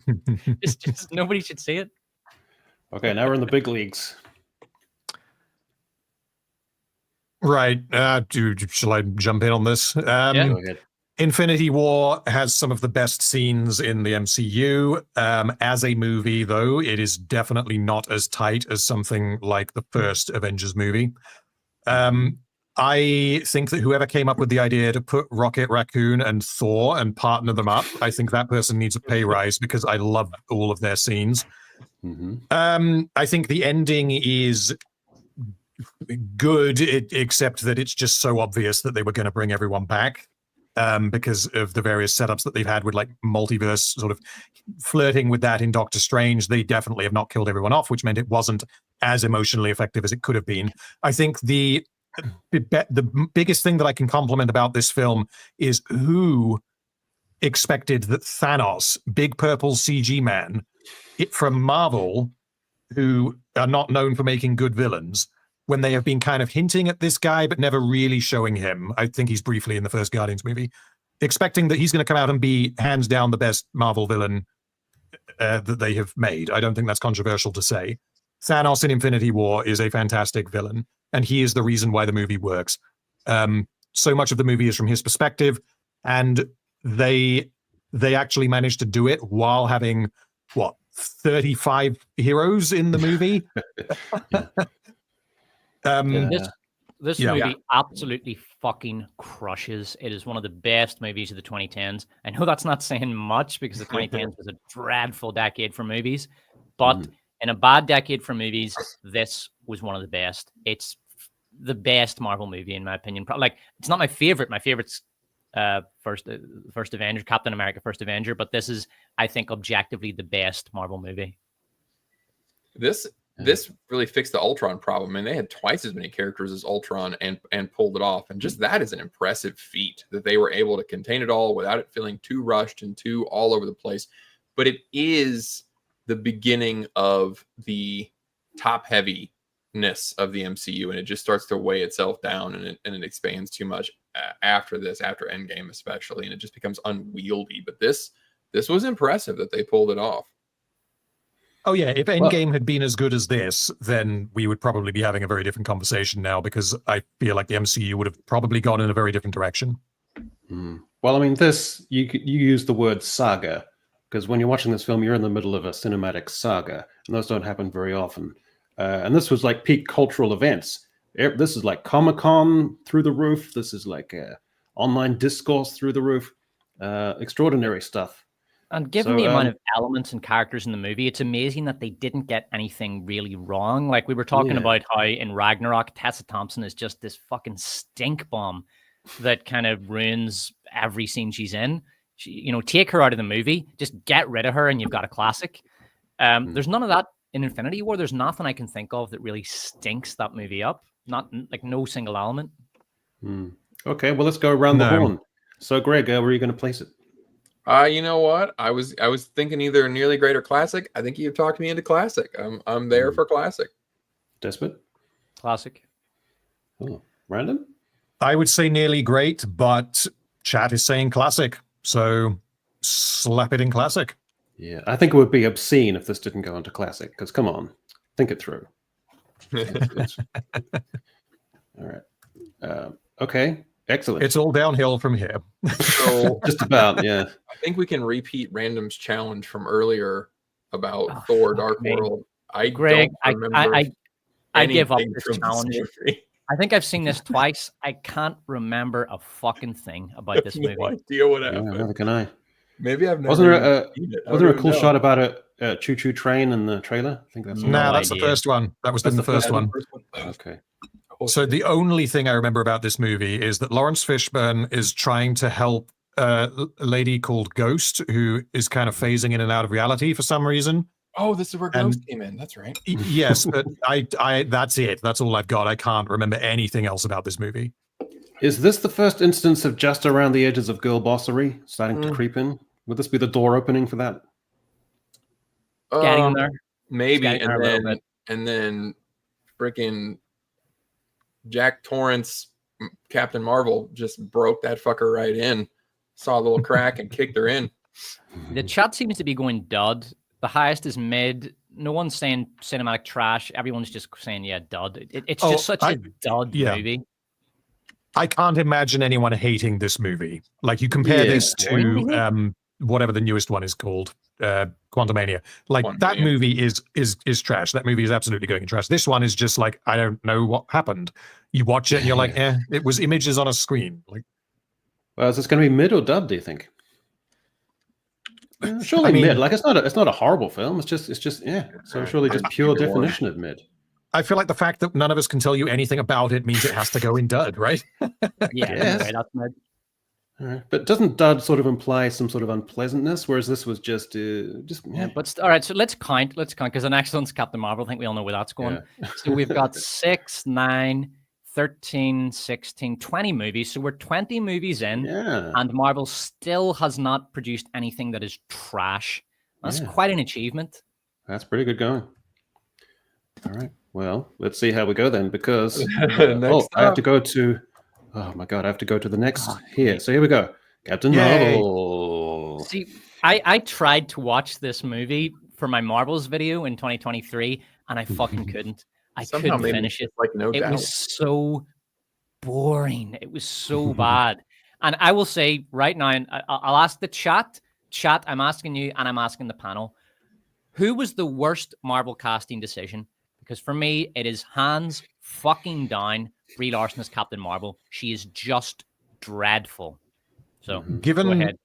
Given the importance of the character moving forward, or what would have been the importance of the character, you know, what they were clearly trying to do, they were trying to position her as like instrumental in taking down Thanos in Endgame and then taking over leading the Avengers. And the only reason why that didn't happen is because no one likes Brie Larson and the Marvels flopped. So yeah, absolutely. If this character had been as much of a hit as Robert Downey Jr. as Iron Man, completely different story. Well, this was a weird time in Disney because I don't remember what year the second Star Wars movie came out, but they were flirting with this juxtaposition of basically toxic masculine traits, and they were trying to put them on women, and sometimes even have, like, I hate to use this word, feminine coded whatever visual. So they wanted, you know, the long blonde hair.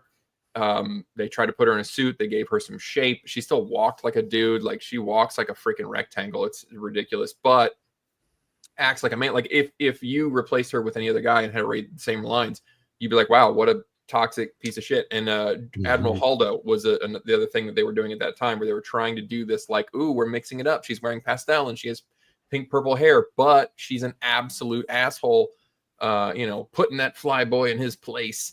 And it clearly just did not work out at all. This is so incongruous to the viewer that they're trying to do this this ridiculous subversion and this I'm just a girl with no doubt playing in the background. It was peak. This might be peak woke right here. I don't know. This might be worse than the Ghostbusters. The hurling of Jude Law, the subverting of those expectations and gender stuff, and she's kind of overpowered because he tried to flirt with her. Yeah, this has all the tropes of masculinized femininity. The trope of she doesn't need a character arc, essentially, because she was always brilliant and powerful, and she just had to realize or figure it out through the plot that she was. So all these tropes started to come in. The stupid finale where she's super powerful like a god at the end. So all the problems coming in. That's the main thing I despise about this movie, is that she doesn't actually do anything that can be attributed to her personality. She accidentally gets her powers, and then she wins in the end because she realizes how amazing she is. It really is that simple. Yeah. Well, this was when Feige was saying that she was going to, like, lead Phase 4. Like, she was going to be the star of the MCU. Well, so interesting. So in the chat, people saying dud. Okay, I've only done this twice in my YouTube career. I am invoking despotic infallibility. This movie is squalid cinematic trash. It is nowhere near. Jeez. Oh, we lost him. It was so bad on the internet. He's invoking. Well, he's kind of laid down the law. He's invoking Jeff Probst's I don't know. invulnerability. Because, I mean, on a technical level, it's a good-looking film in aspects. It's still got the coherency of stuff, but it's not a pleasant film to watch, is it? It never feels good while you're watching. The plot is so bad. Even if the movie was competently directed, she's such an awful screen presence. She's so wrong for this. She's not. She came out of the film. She could do drama, but this was she came out of this from Room. She won an Oscar for Room as a heartwarming. She can do dramatic acting, but Jesus Christ, she cannot do action. Like, she was so wrong for this. It should have been Katie Sackhoff. Katie Sackhoff could have pulled this off. That would have been great. Yeah, I agree. So, Greg, where do you put it in the tier? I'm gonna go with dud, because if I'm looking back at that time, I could give it the benefit of the doubt that they were just trying something different, trying to spice it up because people were calling it formulaic at that time. So I could give it the benefit of the doubt to say dud if I'm trying to be generous, but I also wouldn't balk at it being trash. I'd go dud. So I guess we go over to you, Random. You got to be the arbiter here. I would say it's trash. I think the character is trash. The plot is trash. The world building is trash. There is nothing in the movie that works. The only good thing I can say about Captain Marvel is that it is better than most of what is about to come. I believe you two thought this was a dud. Like, what the fuck? Where are your standards, lads? I don't know, like a benefit of the doubt there. Like the benefit of the doubt. It's garbage. All right. Did the chat go with you? Did the chat bend to your will? The chat's kind of dud or terrible trash. It's basically somewhere between dud and squalid twin amount of trash. It's a pointless argument. Like, how is it total trash or just a little trash? Like, who fucking cares? How big is the final? All right, back in the big leagues. Did they stick the landing? Is it a classic? No. Oh, man. There are parts of Endgame that are really good. There are individual scenes and individual payoffs that in isolation, they are really, really, really good. The problem is that this is when the MCU became more concerned with setting up 17 different TV shows. And it also introduced time travel because Tony Stark invented time travel overnight. It didn't character assassinate Thanos, but the problem is that they defeat Thanos in the first 15 minutes, and the other Thanos is not the same guy, and he is just evil man who wants to blow up the universe, which it kind of shits on what we had originally, and the fact that they didn't continue the character. I love that people point out that in the end, he doesn't know who anyone is. And I've seen the pictures of them all attacking, and he's like, I don't know who the fuck you people are. Why you're so mad at me? It's so good. But as a popcorn cinema cultural experience, people going into the cinema, it's rowdy, it's full of exciting energy, everyone's having a good time, there's a shared collective experience, the likes of which is so rare nowadays. So can we factor that in? I remember like girls crying in the cinema when Tony Stark snaps and dies. No, so there was definitely moments that were brilliant, really brilliant moments, and then obviously the worst aspect of it, without a doubt, was Captain Marvel. Should not ever have been in this movie. She shouldn't have been in that scene where Thor has to walk up to her and tell the audience how great she is. I like this one. That was horrendous. And then she comes in Deus Ex Machinas at the end in what should have been Hulk's fight. That was dreadful. She does the same thing at the start. She rescues Tony and Nebula right at the beginning. I mean, she nerfs this movie even worse than Tessa Thompson nerfs Ragnarok. It's just it's awful. But the movie is conceptually bad. Of course, they were going to bring them all fucking back. They make too much money not to bring back. But still, it doesn't change the fact that it's conceptual. It's bad from. Also, it doesn't make any sense. None of this makes any sense. Like, first of all, the snap killing half the people. If you kill half the people with a snap, you don't kill 50% of people. You kill like 60 or 70%, because if a mother is at home with her baby and she gets snapped out, the baby dies too, right? If a pilot gets snapped, everybody in the plane dies. How many people do you think are going to die in traffic accidents after this? It's so fucking dumb. And also the blip. There's a lot of problems with the blip too, like when everybody gets brought back. But I think Marvel know that this is so broken, this concept, that they never really examined it, which was a bit of a shame. But yeah, this movie's a mess.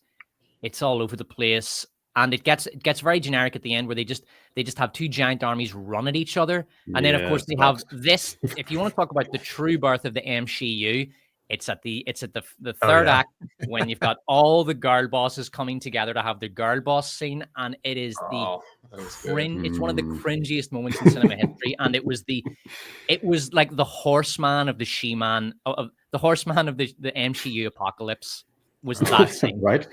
I just remember watching that scene. Sorry, go for it, Greg. Oh, I just appreciate if you do me a solid. Call it the MC Uterus for me. Help me with that one. And I also forgot about Fat Thor. Good old Fat Thor. That was a great moment there. Grim. Okay, so Greg, around the horn, where are you placing it? I'd still give it like a mid to decent. Like, it's got these flaws, but it's the cap of this big. It's hard for me to be too harsh on it because it's the ending of this big ride that we were all on. It was this big cultural moment, and it had more potential, but I still would give it like the mid to decent because it, you get the big giant battle at the end. It was really cool.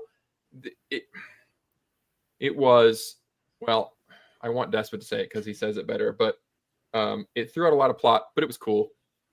All right. I'll give it. I agree with Greg. I think it had its moments, and considering how much worse things got after this, I would give it a mid. It was an entertaining movie, so mid for me. I can't believe this. Random. I mean, this would be cultural sacrilege to put this at mid. It has to be a decent film, right? For its cultural.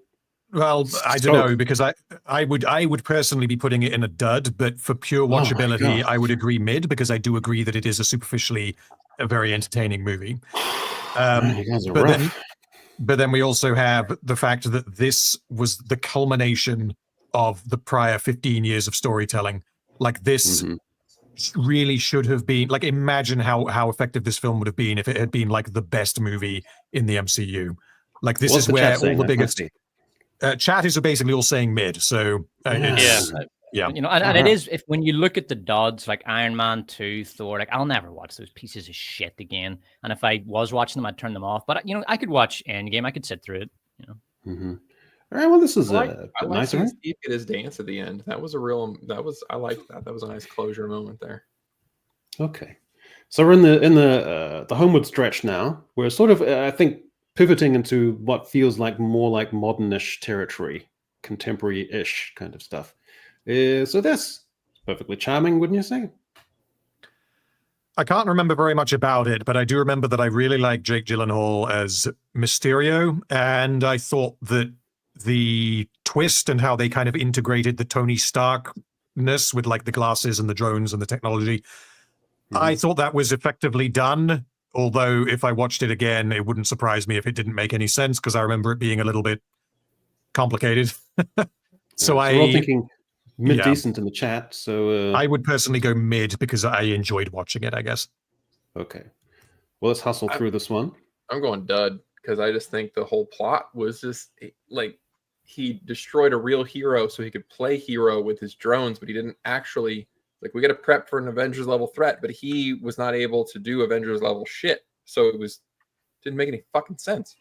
I'm going to be a bit harsher on this one. I can barely remember it, but I do remember that Spider-Man's friends, Zendaya and the fat kid, are in it too much. The fat kid's there for comic relief, and they go he just gets too much screen time. And they go overboard with the comic relief with him, and it's a bit of a mess. The plot's a bit of a mess. I can't remember it that much, but I just remember it being a kind of a boring, shitty movie, and that's it. Okay. I would go dud because Zendaya is super annoying as hell in the film. It doesn't make any cultural impact, really. So where would you go, Random? Chat's saying mid. You guys are all saying dud. I mean, it's going to be mid or dud then. Let's go dud. Okay. I'll give you one last chance to think it through, Random. Look at where it's placed.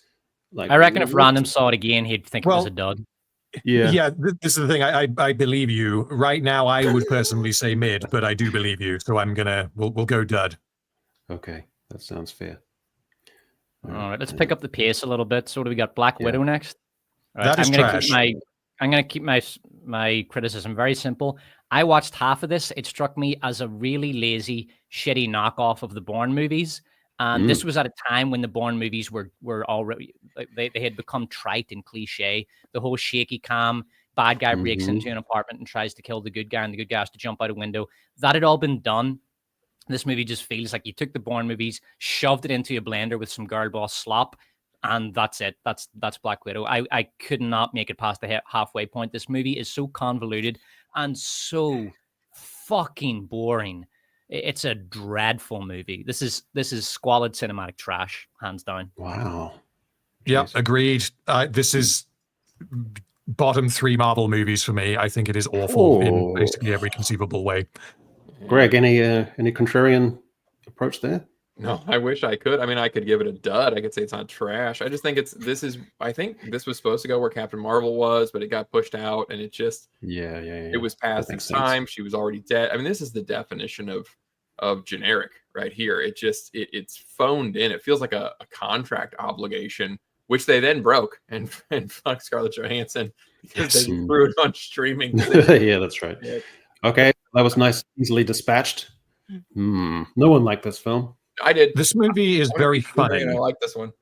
Yeah, I'm gonna say this is mid. I watched 2/3 of it recently. I still haven't finished it, but I was enjoying it, and I'm not in love with the characters, but it was nice. I like the opening scene where Shang-Chi's father falls in love with this girl when he's fighting her. That was nice. I thought, that touched me. This was one of the few times I didn't mind Aquafina. I thought she was all right in this one. I'll give this one a solid mid. Yeah. Mid, dud, mid. Yeah, mid. I would go dud. I don't think it's good. I find it funny because of how bad it is. Wow. And the whole climax with them fighting like a giant ghost dragon was just like, what the fuck are we doing? Like, where? Yeah. But can you have your arm twisted because there's a heavy dud thing going on in the chat? Everyone seems to be saying dud, which means we're 2 duds to 2 mids. So that makes it your choice, Echo. Then. Okay, I'm going to be a little bit generous and say dud. I didn't think it was bad. I think it's no. It's mid. It's mid, right? It's a mid. I guess it's better than the shite in dud. Like I would far rather watch Shang-Chi than any of that shit that is in the dud category. I think you just got to pretend that it's not in the MCU, which I guess isn't fair to the rankings, but like it doesn't really have any connection to the MCU. And if you just think of it as like a fun kung fu flick, it's a good time. I think it's a good time. And just don't believe that it ever needs to be part of anything else. The music is very fun in this one. I like that a lot. Good fight scene in the bus, right? Or the train. Yeah, that was a really good fight scene. Very very athletic and very well choreographed. Yeah. All right. So it's definitely mid. It's the middest of mid. Oh my God, we're in toxic trash territory. Right. This could be the most boring Marvel movie. This thing is. I haven't used this term yet so far. This is unwatchable. If I was like a Disney executive and I got a private screening of like a first cut screening of this, I would turn to the fucking director and say, "Lad, you cannot release this. This is unreleasable. It's unwatchable. It's so fucking boring. This is just pure brand damage. This is an appalling movie." Yeah, this is even the color scheme and lighting and aesthetic looks terribly washed out. Shocking film. I don't know how it got made or why it got made. Shocking film. Yeah. That's perfect. That's a great example. Like if you're studying film or something and you want to look at an example of a movie that was released in an unreleasable state, The Eternals. Also, just not enough action. Very, very badly paced. Far too many scenes of people standing in boring looking rooms talking. Yeah. Like, fuck me. That's most of the movie. It's an absolute appalling movie. I find it very funny that they were clearly setting them up to be like part of the Avengers or to be like an alternative to the Guardians of the Galaxy, and not one of them has been mentioned since that movie. Yeah, and it started the incongruous idea of the gigantic thing sticking out of into the. Well, oh yes, the thing that would end all life on Earth. It's full of adamantium, obviously. I think that movie was that was one of the first DEI disasters where they put a major production in the hands of someone who was not qualified, not experienced, and not competent because of her, in this case, her immutable characteristics. I think she was an Asian woman, so they said, "Yeah, let's get her into direct." And sure enough, it was a fucking disaster. So this was a DEI disaster, The Eternals. I feel a little bit sorry for Black Widow now. Does it belong with those two? Like, yes, it absolutely does. I think it does. It's awful. Jeez, guys are rough. Okay. Spider-Man No Way Home. Good film, fun film, exciting film, dynamic film, kinetic film. This movie's ass. Yeah.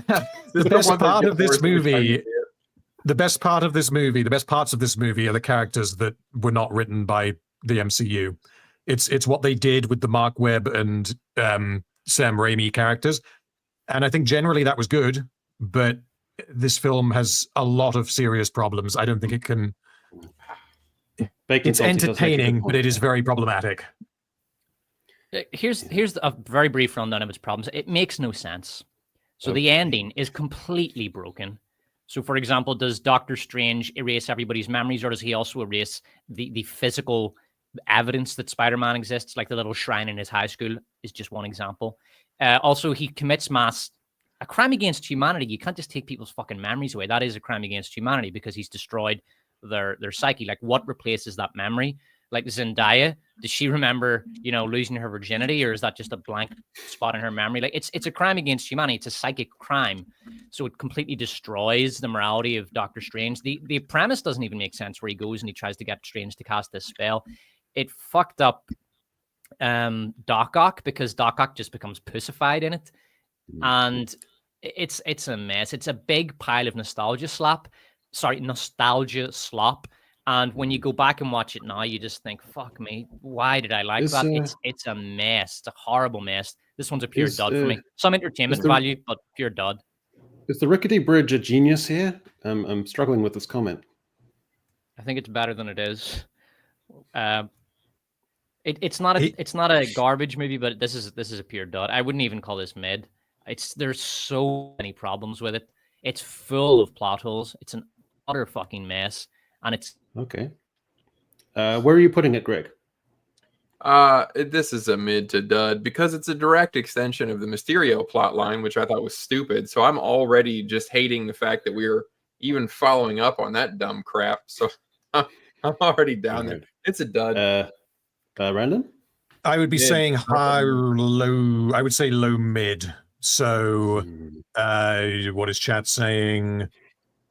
Chat seems to. There's people saying it's great and decent. Yeah, I know. It's difficult. I mean, I guess low mid then. It's going to end up in mid. It's going to end up in mid. Yeah. Let's face it. Yeah, I think so. Yeah. All right, it's watchable. It's fine. It reminds me of Endgame in that there are a lot of like serious structural problems, but at the same time there are bits that are entertaining to watch. It's just that in Endgame they are straight up better executed than in No Way Home. Man, the mid dud and squalid cinematic trash is certainly catching up. Here we go. We're making good time. Here we go. Multiverse of Madness. Yeah. This is probably the worst movie in the MCU.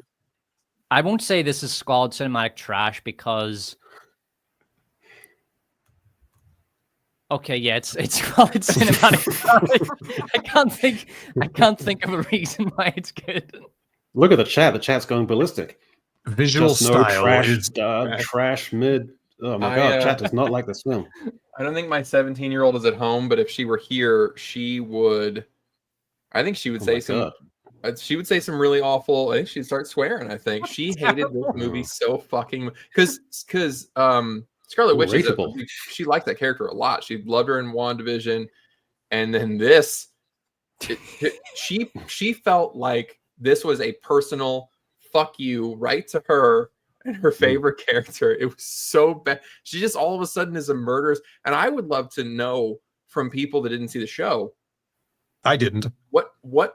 So okay, see, I love when Random's on, because he doesn't watch Disney Plus. So like, what did you think when she just had kids all of a sudden?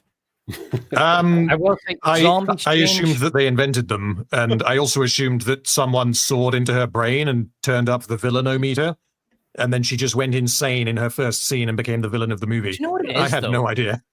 Like she's going to go destroy the universe and steal this book to become a mother. And I'm looking at her the whole time thinking, love, there are easier ways to become a mother. I can even help you out if you really want. It's so fucking dumb. Is she sterile? Like, why is she doing this?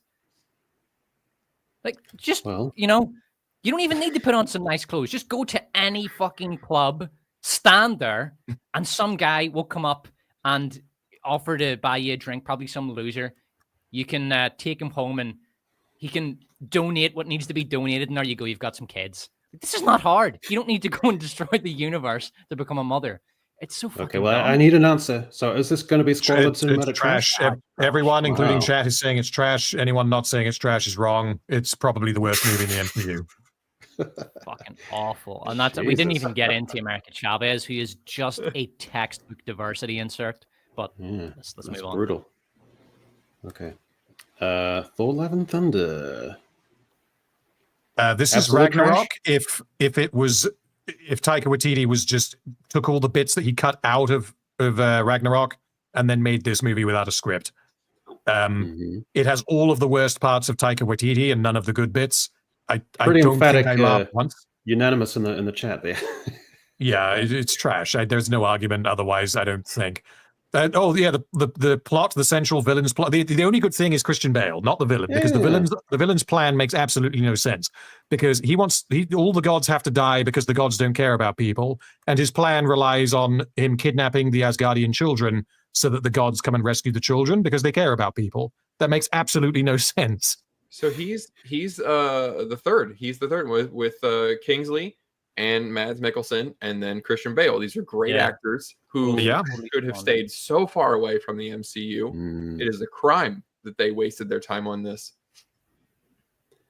Okay. All right. Heavy on the duds here. Let's see, where am I? So this goes over here. Yep. And that takes us on to Wakanda Forever. I forgot about this film with the guy with the flappy, wingy feet. What's his name again? The Seaman. Namor. Yeah, I forgot about that guy. Here's a quick piece of trivia. Wakanda Forever was the first recipient of the Worst of Woke Award for Worst Movie. Yeah, that's a prestigious award right there. It's Scooter Tart's not messing around. Is it? I think it's like 7.5 hours long, roughly. It feels that way. Yeah, God.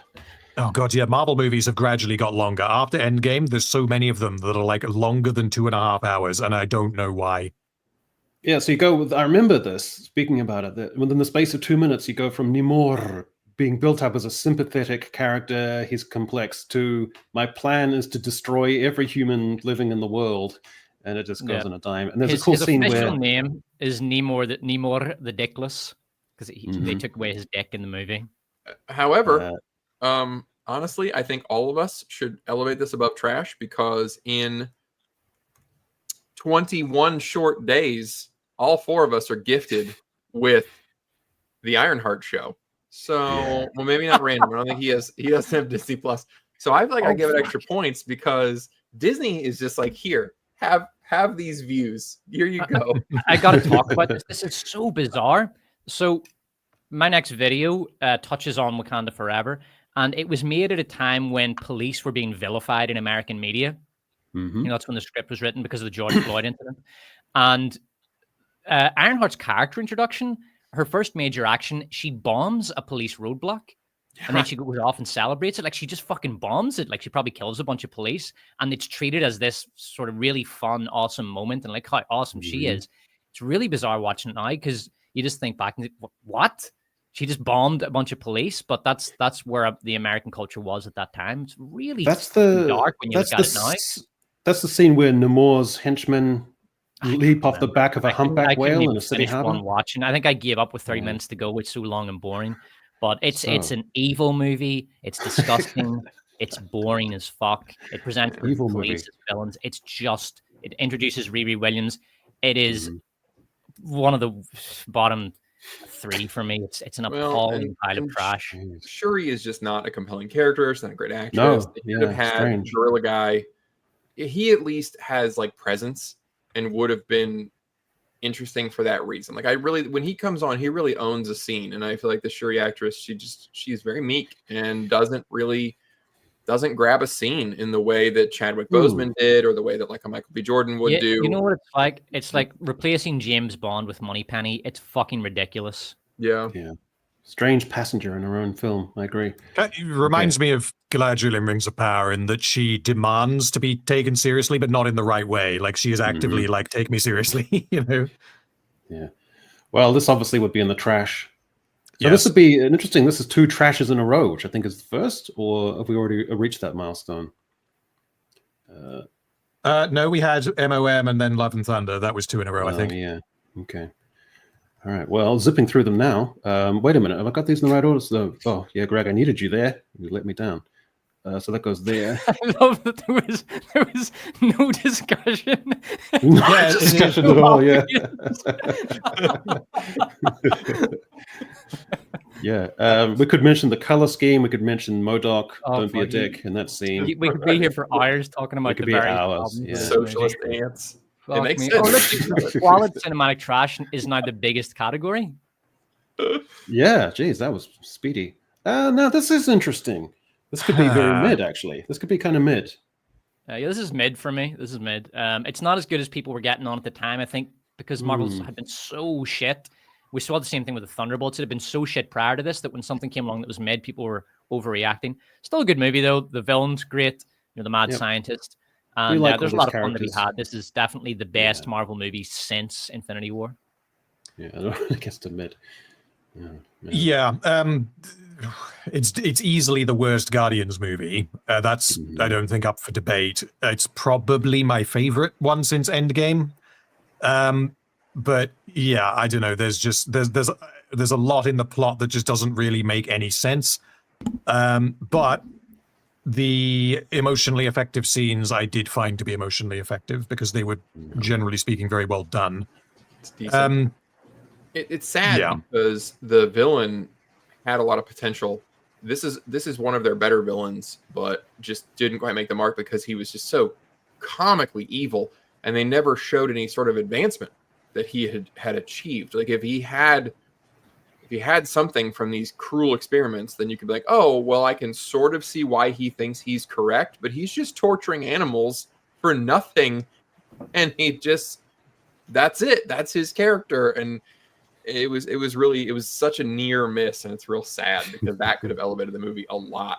But the flesh planet thing with the squishy sounds, fuck that. Fuck that immediately. Fuck that. I need that movie right there. Okay. So let me think.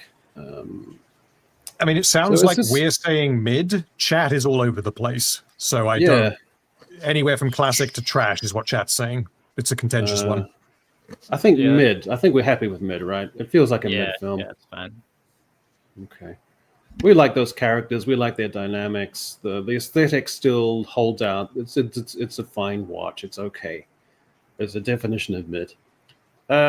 Still a lot of goodwill for it. Okay, great. And then this takes us to...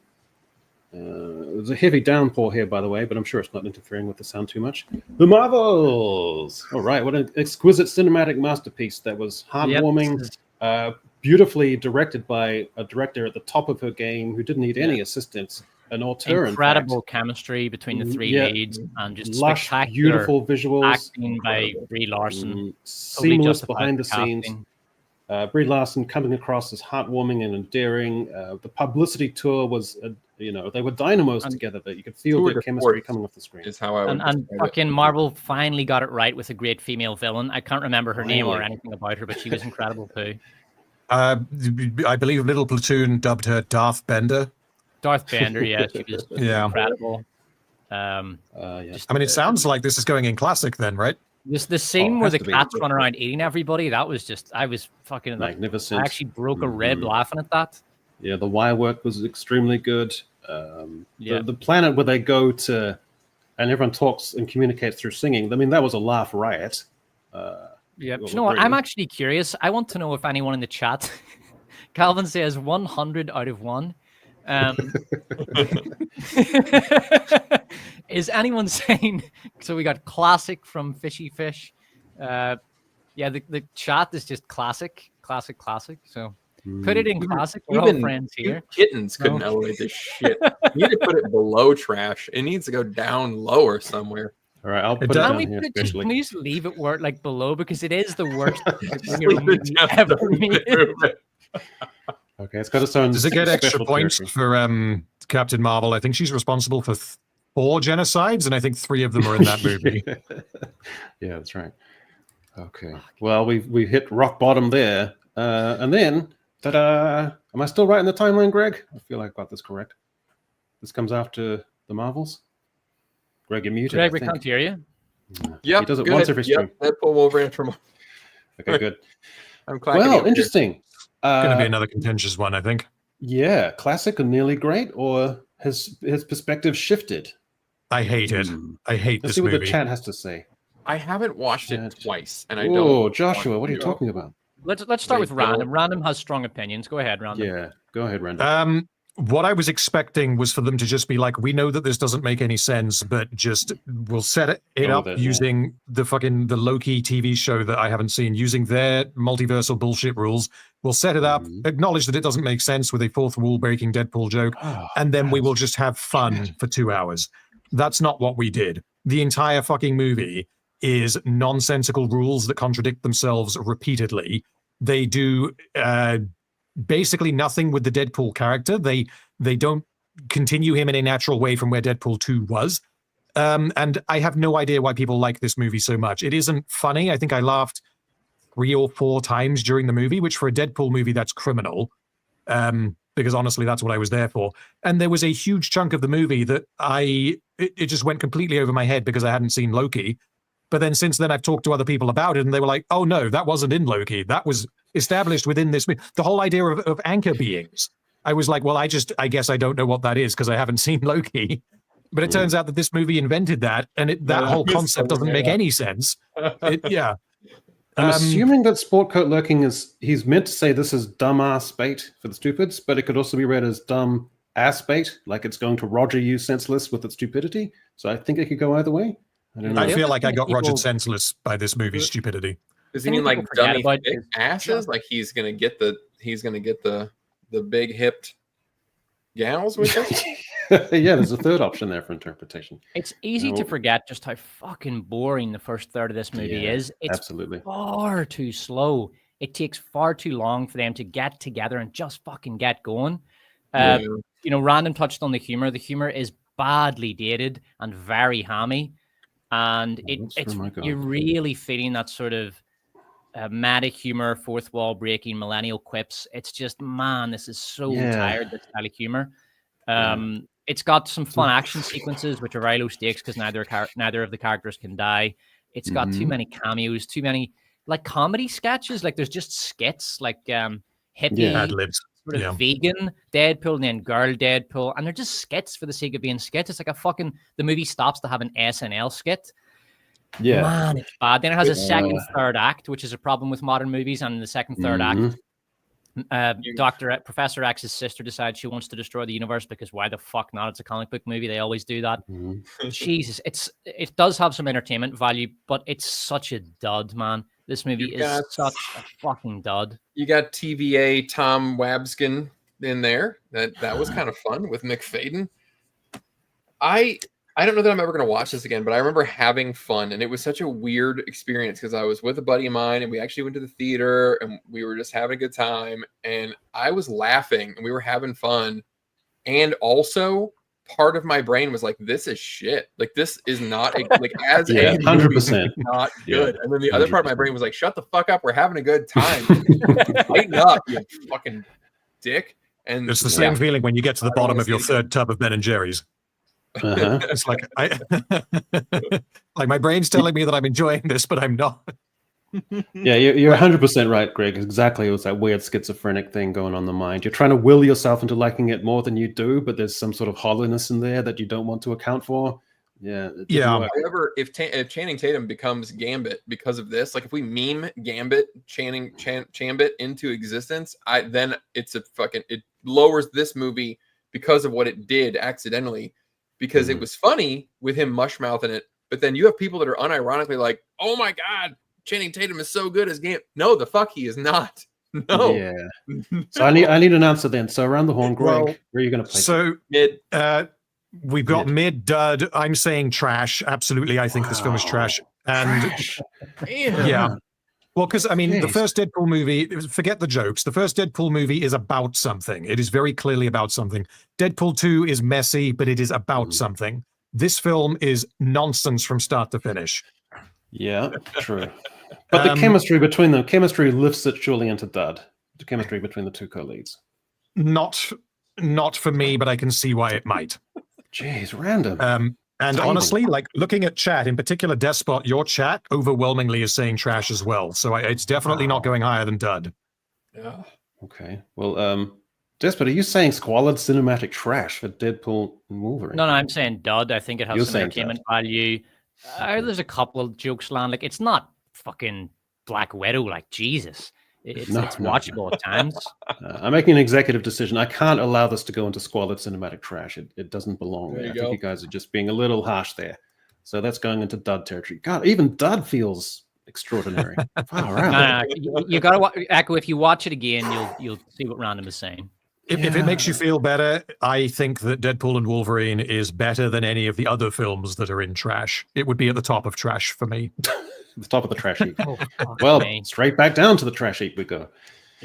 All right. Yeah. Oh, yeah, That this one's is weird. emphatic, though. This is the second worst Marvel movie for me.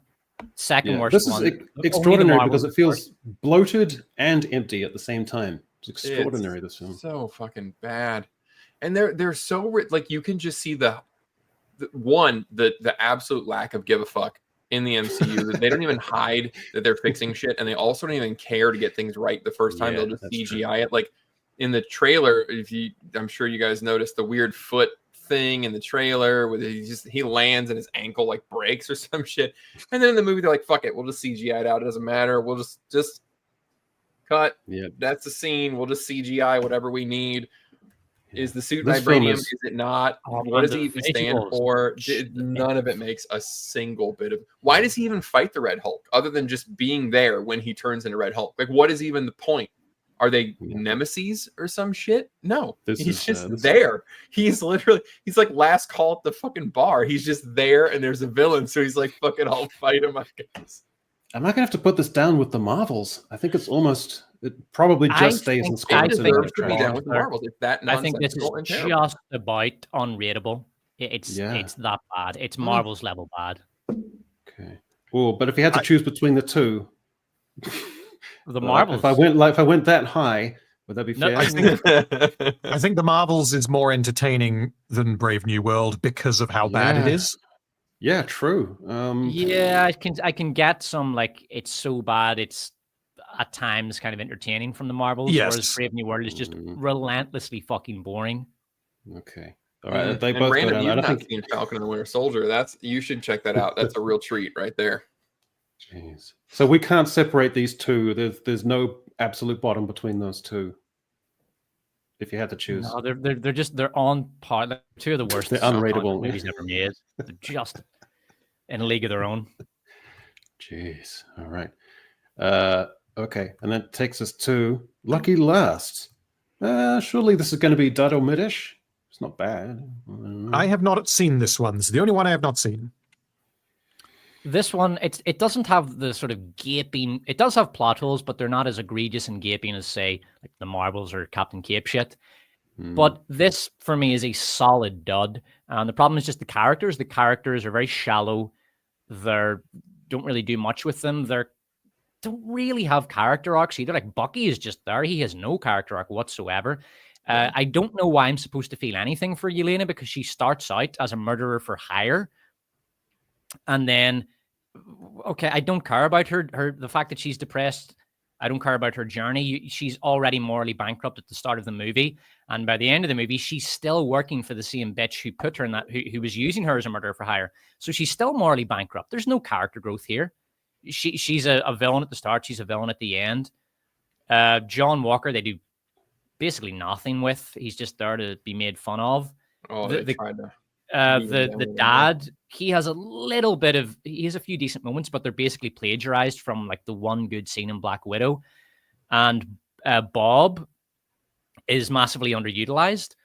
It's a shite movie, and I was shocked at how positive the response from the Marvel Shieldom was on this one.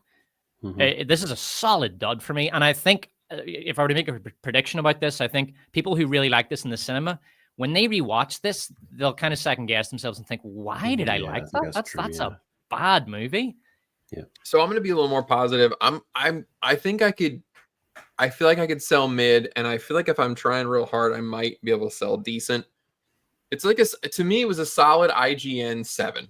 And the one thing that I liked about it is, well, first of all, I had fun. I like the Red Guardian. I like him and Yelena and their thing. I think John Walker is just he's villainized, and I hate it, and I just want to love it more for him. I'm glad that they just I like the self-awareness that they shot Taskmaster, right? They just were like, fuck it, we don't know what to do with this character. We have no idea. We didn't build this up. Just kill her. And I respect that. I think that this movie had to completely rewrite characters because this was not the movie that they wanted to make, very clearly. And what I will give them props for is that they did manage to polish a turd. The setup for this movie was non-existent, and they actually managed to make something halfway decent and enjoyable out of it, even though they had to completely right angle some of these characters and just retcon the shit out of them and everything. They were handed absolute garbage and cobbled together some fucking garbage wars Mythbusters shit to make something halfway passable. And I think it was the best it could have been. I know that doesn't sound great, but they tried to make a stinker, and they ended up with something kind of average. So I'd give it a mid, maybe decent. I had fun. Okay, well, I'd go mid. So Random, over to you. Random hasn't seen it, so we'll just put it in. Oh, sorry, my mic was muted. Yeah, I haven't seen it. Taking into account what chat is saying, they're saying trash, so it's either going to be bottom of mid or dud. I reckon the chat is very hard on it. It's garbage, Greg. I still think it's a dud. Well, I was leaning towards. Greg, the setup for this movie is one of the easiest to do. You don't think it's got some elements of sophistication to it? Which is why it's not squad cinematic trash, but I just think this one's such a solid dud, and I think the chat carries it into dud. All right. Well, that's it. We made it through. So it's certainly a heavy bottom end there towards the second half of mid duds and squalid cinematic trash. I wish got out of the gate well, right before Endgame and then now, and just to see everything just fill in along the bottom. Yeah, fuck. So there it is, ladies and gentlemen. This is the definitive take on the MCU. I'll even do a cinematic thing so the audience can enjoy and see for themselves. Do you think any last minute changes you'd make? Everything seems to slot into place. No one wants to move Black Widow up or anything like that. No, everything looks pretty locked in, actually. Yeah, that looks pretty good. That's it. That's the definitive take. Phew. All right, should we go through the super chats? Yeah, good idea. Yeah. There we go. That looks weird, so I'll put back up to there. And no, it's been super general. Oh my god. Okay. Here we go. Bass player 2011 Effie 4.99. Every Marvel film ranked in 6 seconds. Throws them all in the bin. They're equally shit. Grow up, you virgins. Bass player, come on. I know that Greg at least is not a virgin out of all of us. So then we have M8566, icon of the channel, gifted 10 Greg Owen memberships. Oh, that's great. Thank you, mate. Well done, Greg, as the beneficiary of that. It's just occurred to me that these can get all thrown around like that. M8566, member for 2 months. Hail Random, catch you guys on the replay. Yeah. Hello. Definitely will. How do I get out of this multicolored thing? There we go. We have Judy Hops, 5 poons, as Mr. Brown would say. Can we have a bonus tier for Morbius, but the tier is just called Morbius? Well, it's not in our cinematic universe strictly, though, is it? Morbius, is it? It's in the SSU, the now defunct SSU. Yeah, that's Judy Hops, and then we have Hemorrhoid Hurts for Australian $2. Aquaman is tier below cinematic sewerage, but again, that's a DC property, though. And then we have Catherine, member for 2 months. Don't have anything interesting to say, so hiya. Well, Catherine, we appreciate you having here for no other reason than the fact that we always like to see females in the chat. Kind of, it's always good. Darth Bobcat for $5. He was telling it to Bruce Banner, and he slept through it. What's that a reference to? It's too obscure for me. Maybe Hulk. I'm not sure. And I can't remember. Yeah. Superbus Steradub, cool name for Australian $10. Yahoo! Have you seen 7 Periods with Mr. Gormsby? If not, you must, because it is the best New Zealand comedy, maybe show I've ever seen. David McPhail is perfect in it. Yeko. Yeah, I remember that show. I remember it coming out at the same time as Letters to Blanche, and it's a kind of late career entry for David McPhail. I need to revisit that. See, have a little go at it. Thanks for reminding me. Tailspin21, Wrenched. Tailspin21 became a YouTube member. Well, welcome. Lone Star for 10 poons. It's all downhill from here. Despot. Here's a tenner towards your meds. Cheers. Yeah, this probably came around the end game, I imagine. Thank you, Lone Star. Mike Hunt for Australia, $2. Why come Thanos no just make double the resources? That's a very good question. The argument that I've seen is that the same thing would happen and that people would just squander them and wealth inequality and blah, blah, blah. So Thanos knew that and that's why he didn't do it. Do you know what, you know what Thanos' problem is? He has a zero-sum understanding of economics. This was the same theory of economics that the Nazis had, actually. It's quite interesting. What he needs to do is read Basic Economics by Thomas Sowell, and then that will fix the problems. That's what the Avengers should have done, just given him a copy of that book and said, here, Thanos, read this, and then he wouldn't have had to do the snap. Wait, was that what the Thomas Sowell Stone? The what? The Thomas Sowell Stone. Yeah. It goes in the Infinity Gauntlet. I'm just picturing you in the film in the landscape where Thanos is rampaging and you going up to him. You know what your problem is? You don't understand the economics of the thing. If you would create more surplus, we'd have lower prices. Yeah.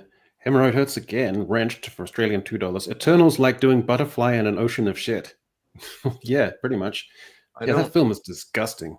I don't know what that means. That's poetry. He's a poet, obviously. Is that a Skibbity reference? I don't know. Oh, the butterfly, the swimming, like the butterfly stroke. Oh, I get it. Oh, I literally was thinking like the butterfly, the insect, that it's a one tiny little mote of beauty and nature in the world. I'm just trying to watch it in the general pacing of it. It is. That's quite a good analogy. Just like trying to swim the butterfly. Yeah. It's just it is unwatchable. Yeah, I thought he was just typing real quickly in his phone, and he was trying to get the idea that there's like one butterfly. But no, I understand now. Dark Knight of Death, 1999. Multiverse of Madness sucked salty, vinegary post-gym balls. That's a callback to one of my greatest lines. I'm going to disagree with this. I think it sucked salty, vinegary, post-gym, homeless, AIDS-infested balls. I'm really touched that someone would do deep lore in my channel to remember one of my king lines. I appreciate that.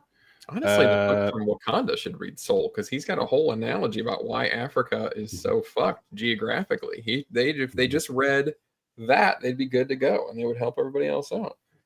Hemorrhoid hurts again for a wrenched for $2 Australian. I'm like foie gras duck being pumped with MCU shit. That's another strange analogy, man. But it's all scatological. Lyric? I don't know. It's a lot of it's scatological. You feek-philiac, okay? Happy 30th. Yeah, the channel is bidding goodbye to its 20s now. I feel, it's on the outer edge of youth, our channel. So there we go. James Bronte for $30. I appreciate that, James. That's a wonderful contribution. Bass player 2011 Iffy again, $5. I like Deadpool, but the one and only reason he should be in the MCU is if they are adapting Deadpool kills the Marvel universe. It was all very complicated and kind of in-jokey in a way that I didn't find funny at all, with the big Sony logo in the background. It's all a bit, circle jerk. Yeah, I was about as funny as a boot in the balls. John, what's that, Canadian? 279? Rejoice, streaming has finally died. Has it? I guess, like for Wheel of Time it has. And then Cosmo, Canadian $5. Avengers Endgame had one cool and memorable scene. Cap picking up Thor's hammer. How do you pronounce it again? Mjolnir. Mjolnir. My movie theater went crazy at that moment. Yeah, that must have been exciting for everyone. That is a fucking awesome moment, though. Okay, and that just about wraps it up. So we did it, team. We went in we tried something different, and I want to thank again all the Despotinians who have crowded in here. It's been lovely to see you. And that just about brings us to the end. Greg, what can you tell the folks? What's new? What's up? What's coming? Oh, he muted himself again. That's twice in one stream. Oh, I shouldn't drink during streaming. I've got a fundraiser that I'm still doing. We're about to cross $4,000 actually. Oh, that's great. Fundraiser for May, and so the last 3 videos are about that. If you want to help keep kids out of foster care, and then as far as me, I'll be emceeing a 5K for that organization also later in June. Not running. I don't run. That's not me. I'm just going to speak. That's what I do. But then maybe later this week or early next week, I'll be having a victory lap gloating sesh about Wheel of Time and how it just doesn't understand people. Rafe Judkins does not understand people or what they want or what they feel, and that's why his show sucked, and that's why it got canceled, and he deserved it, and fuck him. Fuck him. Look forward to that. Despot, what can you tell the folks? Well, first of all, if anybody wants to donate any of my subjects, want to donate to Greg's foster care month, I think a lot of the money that his channel's making this month is going to foster care. And, Greg's the real deal. He's a foster father. He's done foster care, so he believes in it, and he's chosen this charity specifically because it's a good charity. It's not one of those bullshit corporate charities where it's 80% goes to the salaries of the people involved. So yeah, head over to Greg's channel and donate some money to foster kids and foster families. My next video is going to be titled "When Netflix Made Groundhog Day but with Racism." It's about a short film, an Oscar-winning short film I found on Netflix about a black man who gets killed by racist cops every day, no matter what he does, and he has to keep reliving the same day again and again. And it's so bad that I had to make a video on it. It's such a great find. I feel like an archaeologist who's just discovered something amazing and has to share it with the world. That sounds like exactly the kind of short film that would win an Oscar. Yeah, it is. Yeah. And Random, showing all the Brits what a real man is, staying up until the wee hours because you're built like that. You're built different. What can you tell the folks? Well, once we're done, very shortly, I'm going to be continuing work editing my next video, which is The Last of Us Season 2 is not very good because it's really not good. And the unfortunate side effect of that is that I had to play the game, which is also not good. Greg, I finally ran into The Last of Us 2. What do you call them? Cockman stands? Oh God! Truckman stands. The people that tell you you don't understand it and you're just not Truckman deep stands have been on my last video, and they have been ravaging me in the comments. Like I finally found them. They found my channel. I don't know how, but they found me. What's amazing is they'll never explain to you why the show is good or the game is good. They'll just tell you that you don't get it. That's it. Mm-hmm. Man, I wish I had enemies. I'm so jealous of you guys. It must be great to have enemies. Oh. So that's about it. So it just remains for me to thank the incredible panel. We made it through. And so rather than just leave us gazing at the camera, I'll just leave you with reflections that I've culled. Don't forget to do the reflections with Debussy. Yeah. That's right. Fuck Debussy. I better be hearing some Schoenberg here. Get that Debussy. Echo. Schoenberg? I don't think so. Well, maybe we'll compromise with some Chopin or something. I don't know. Okay. That would be anyway, Kakitio Ano, and we'll see you guys next time.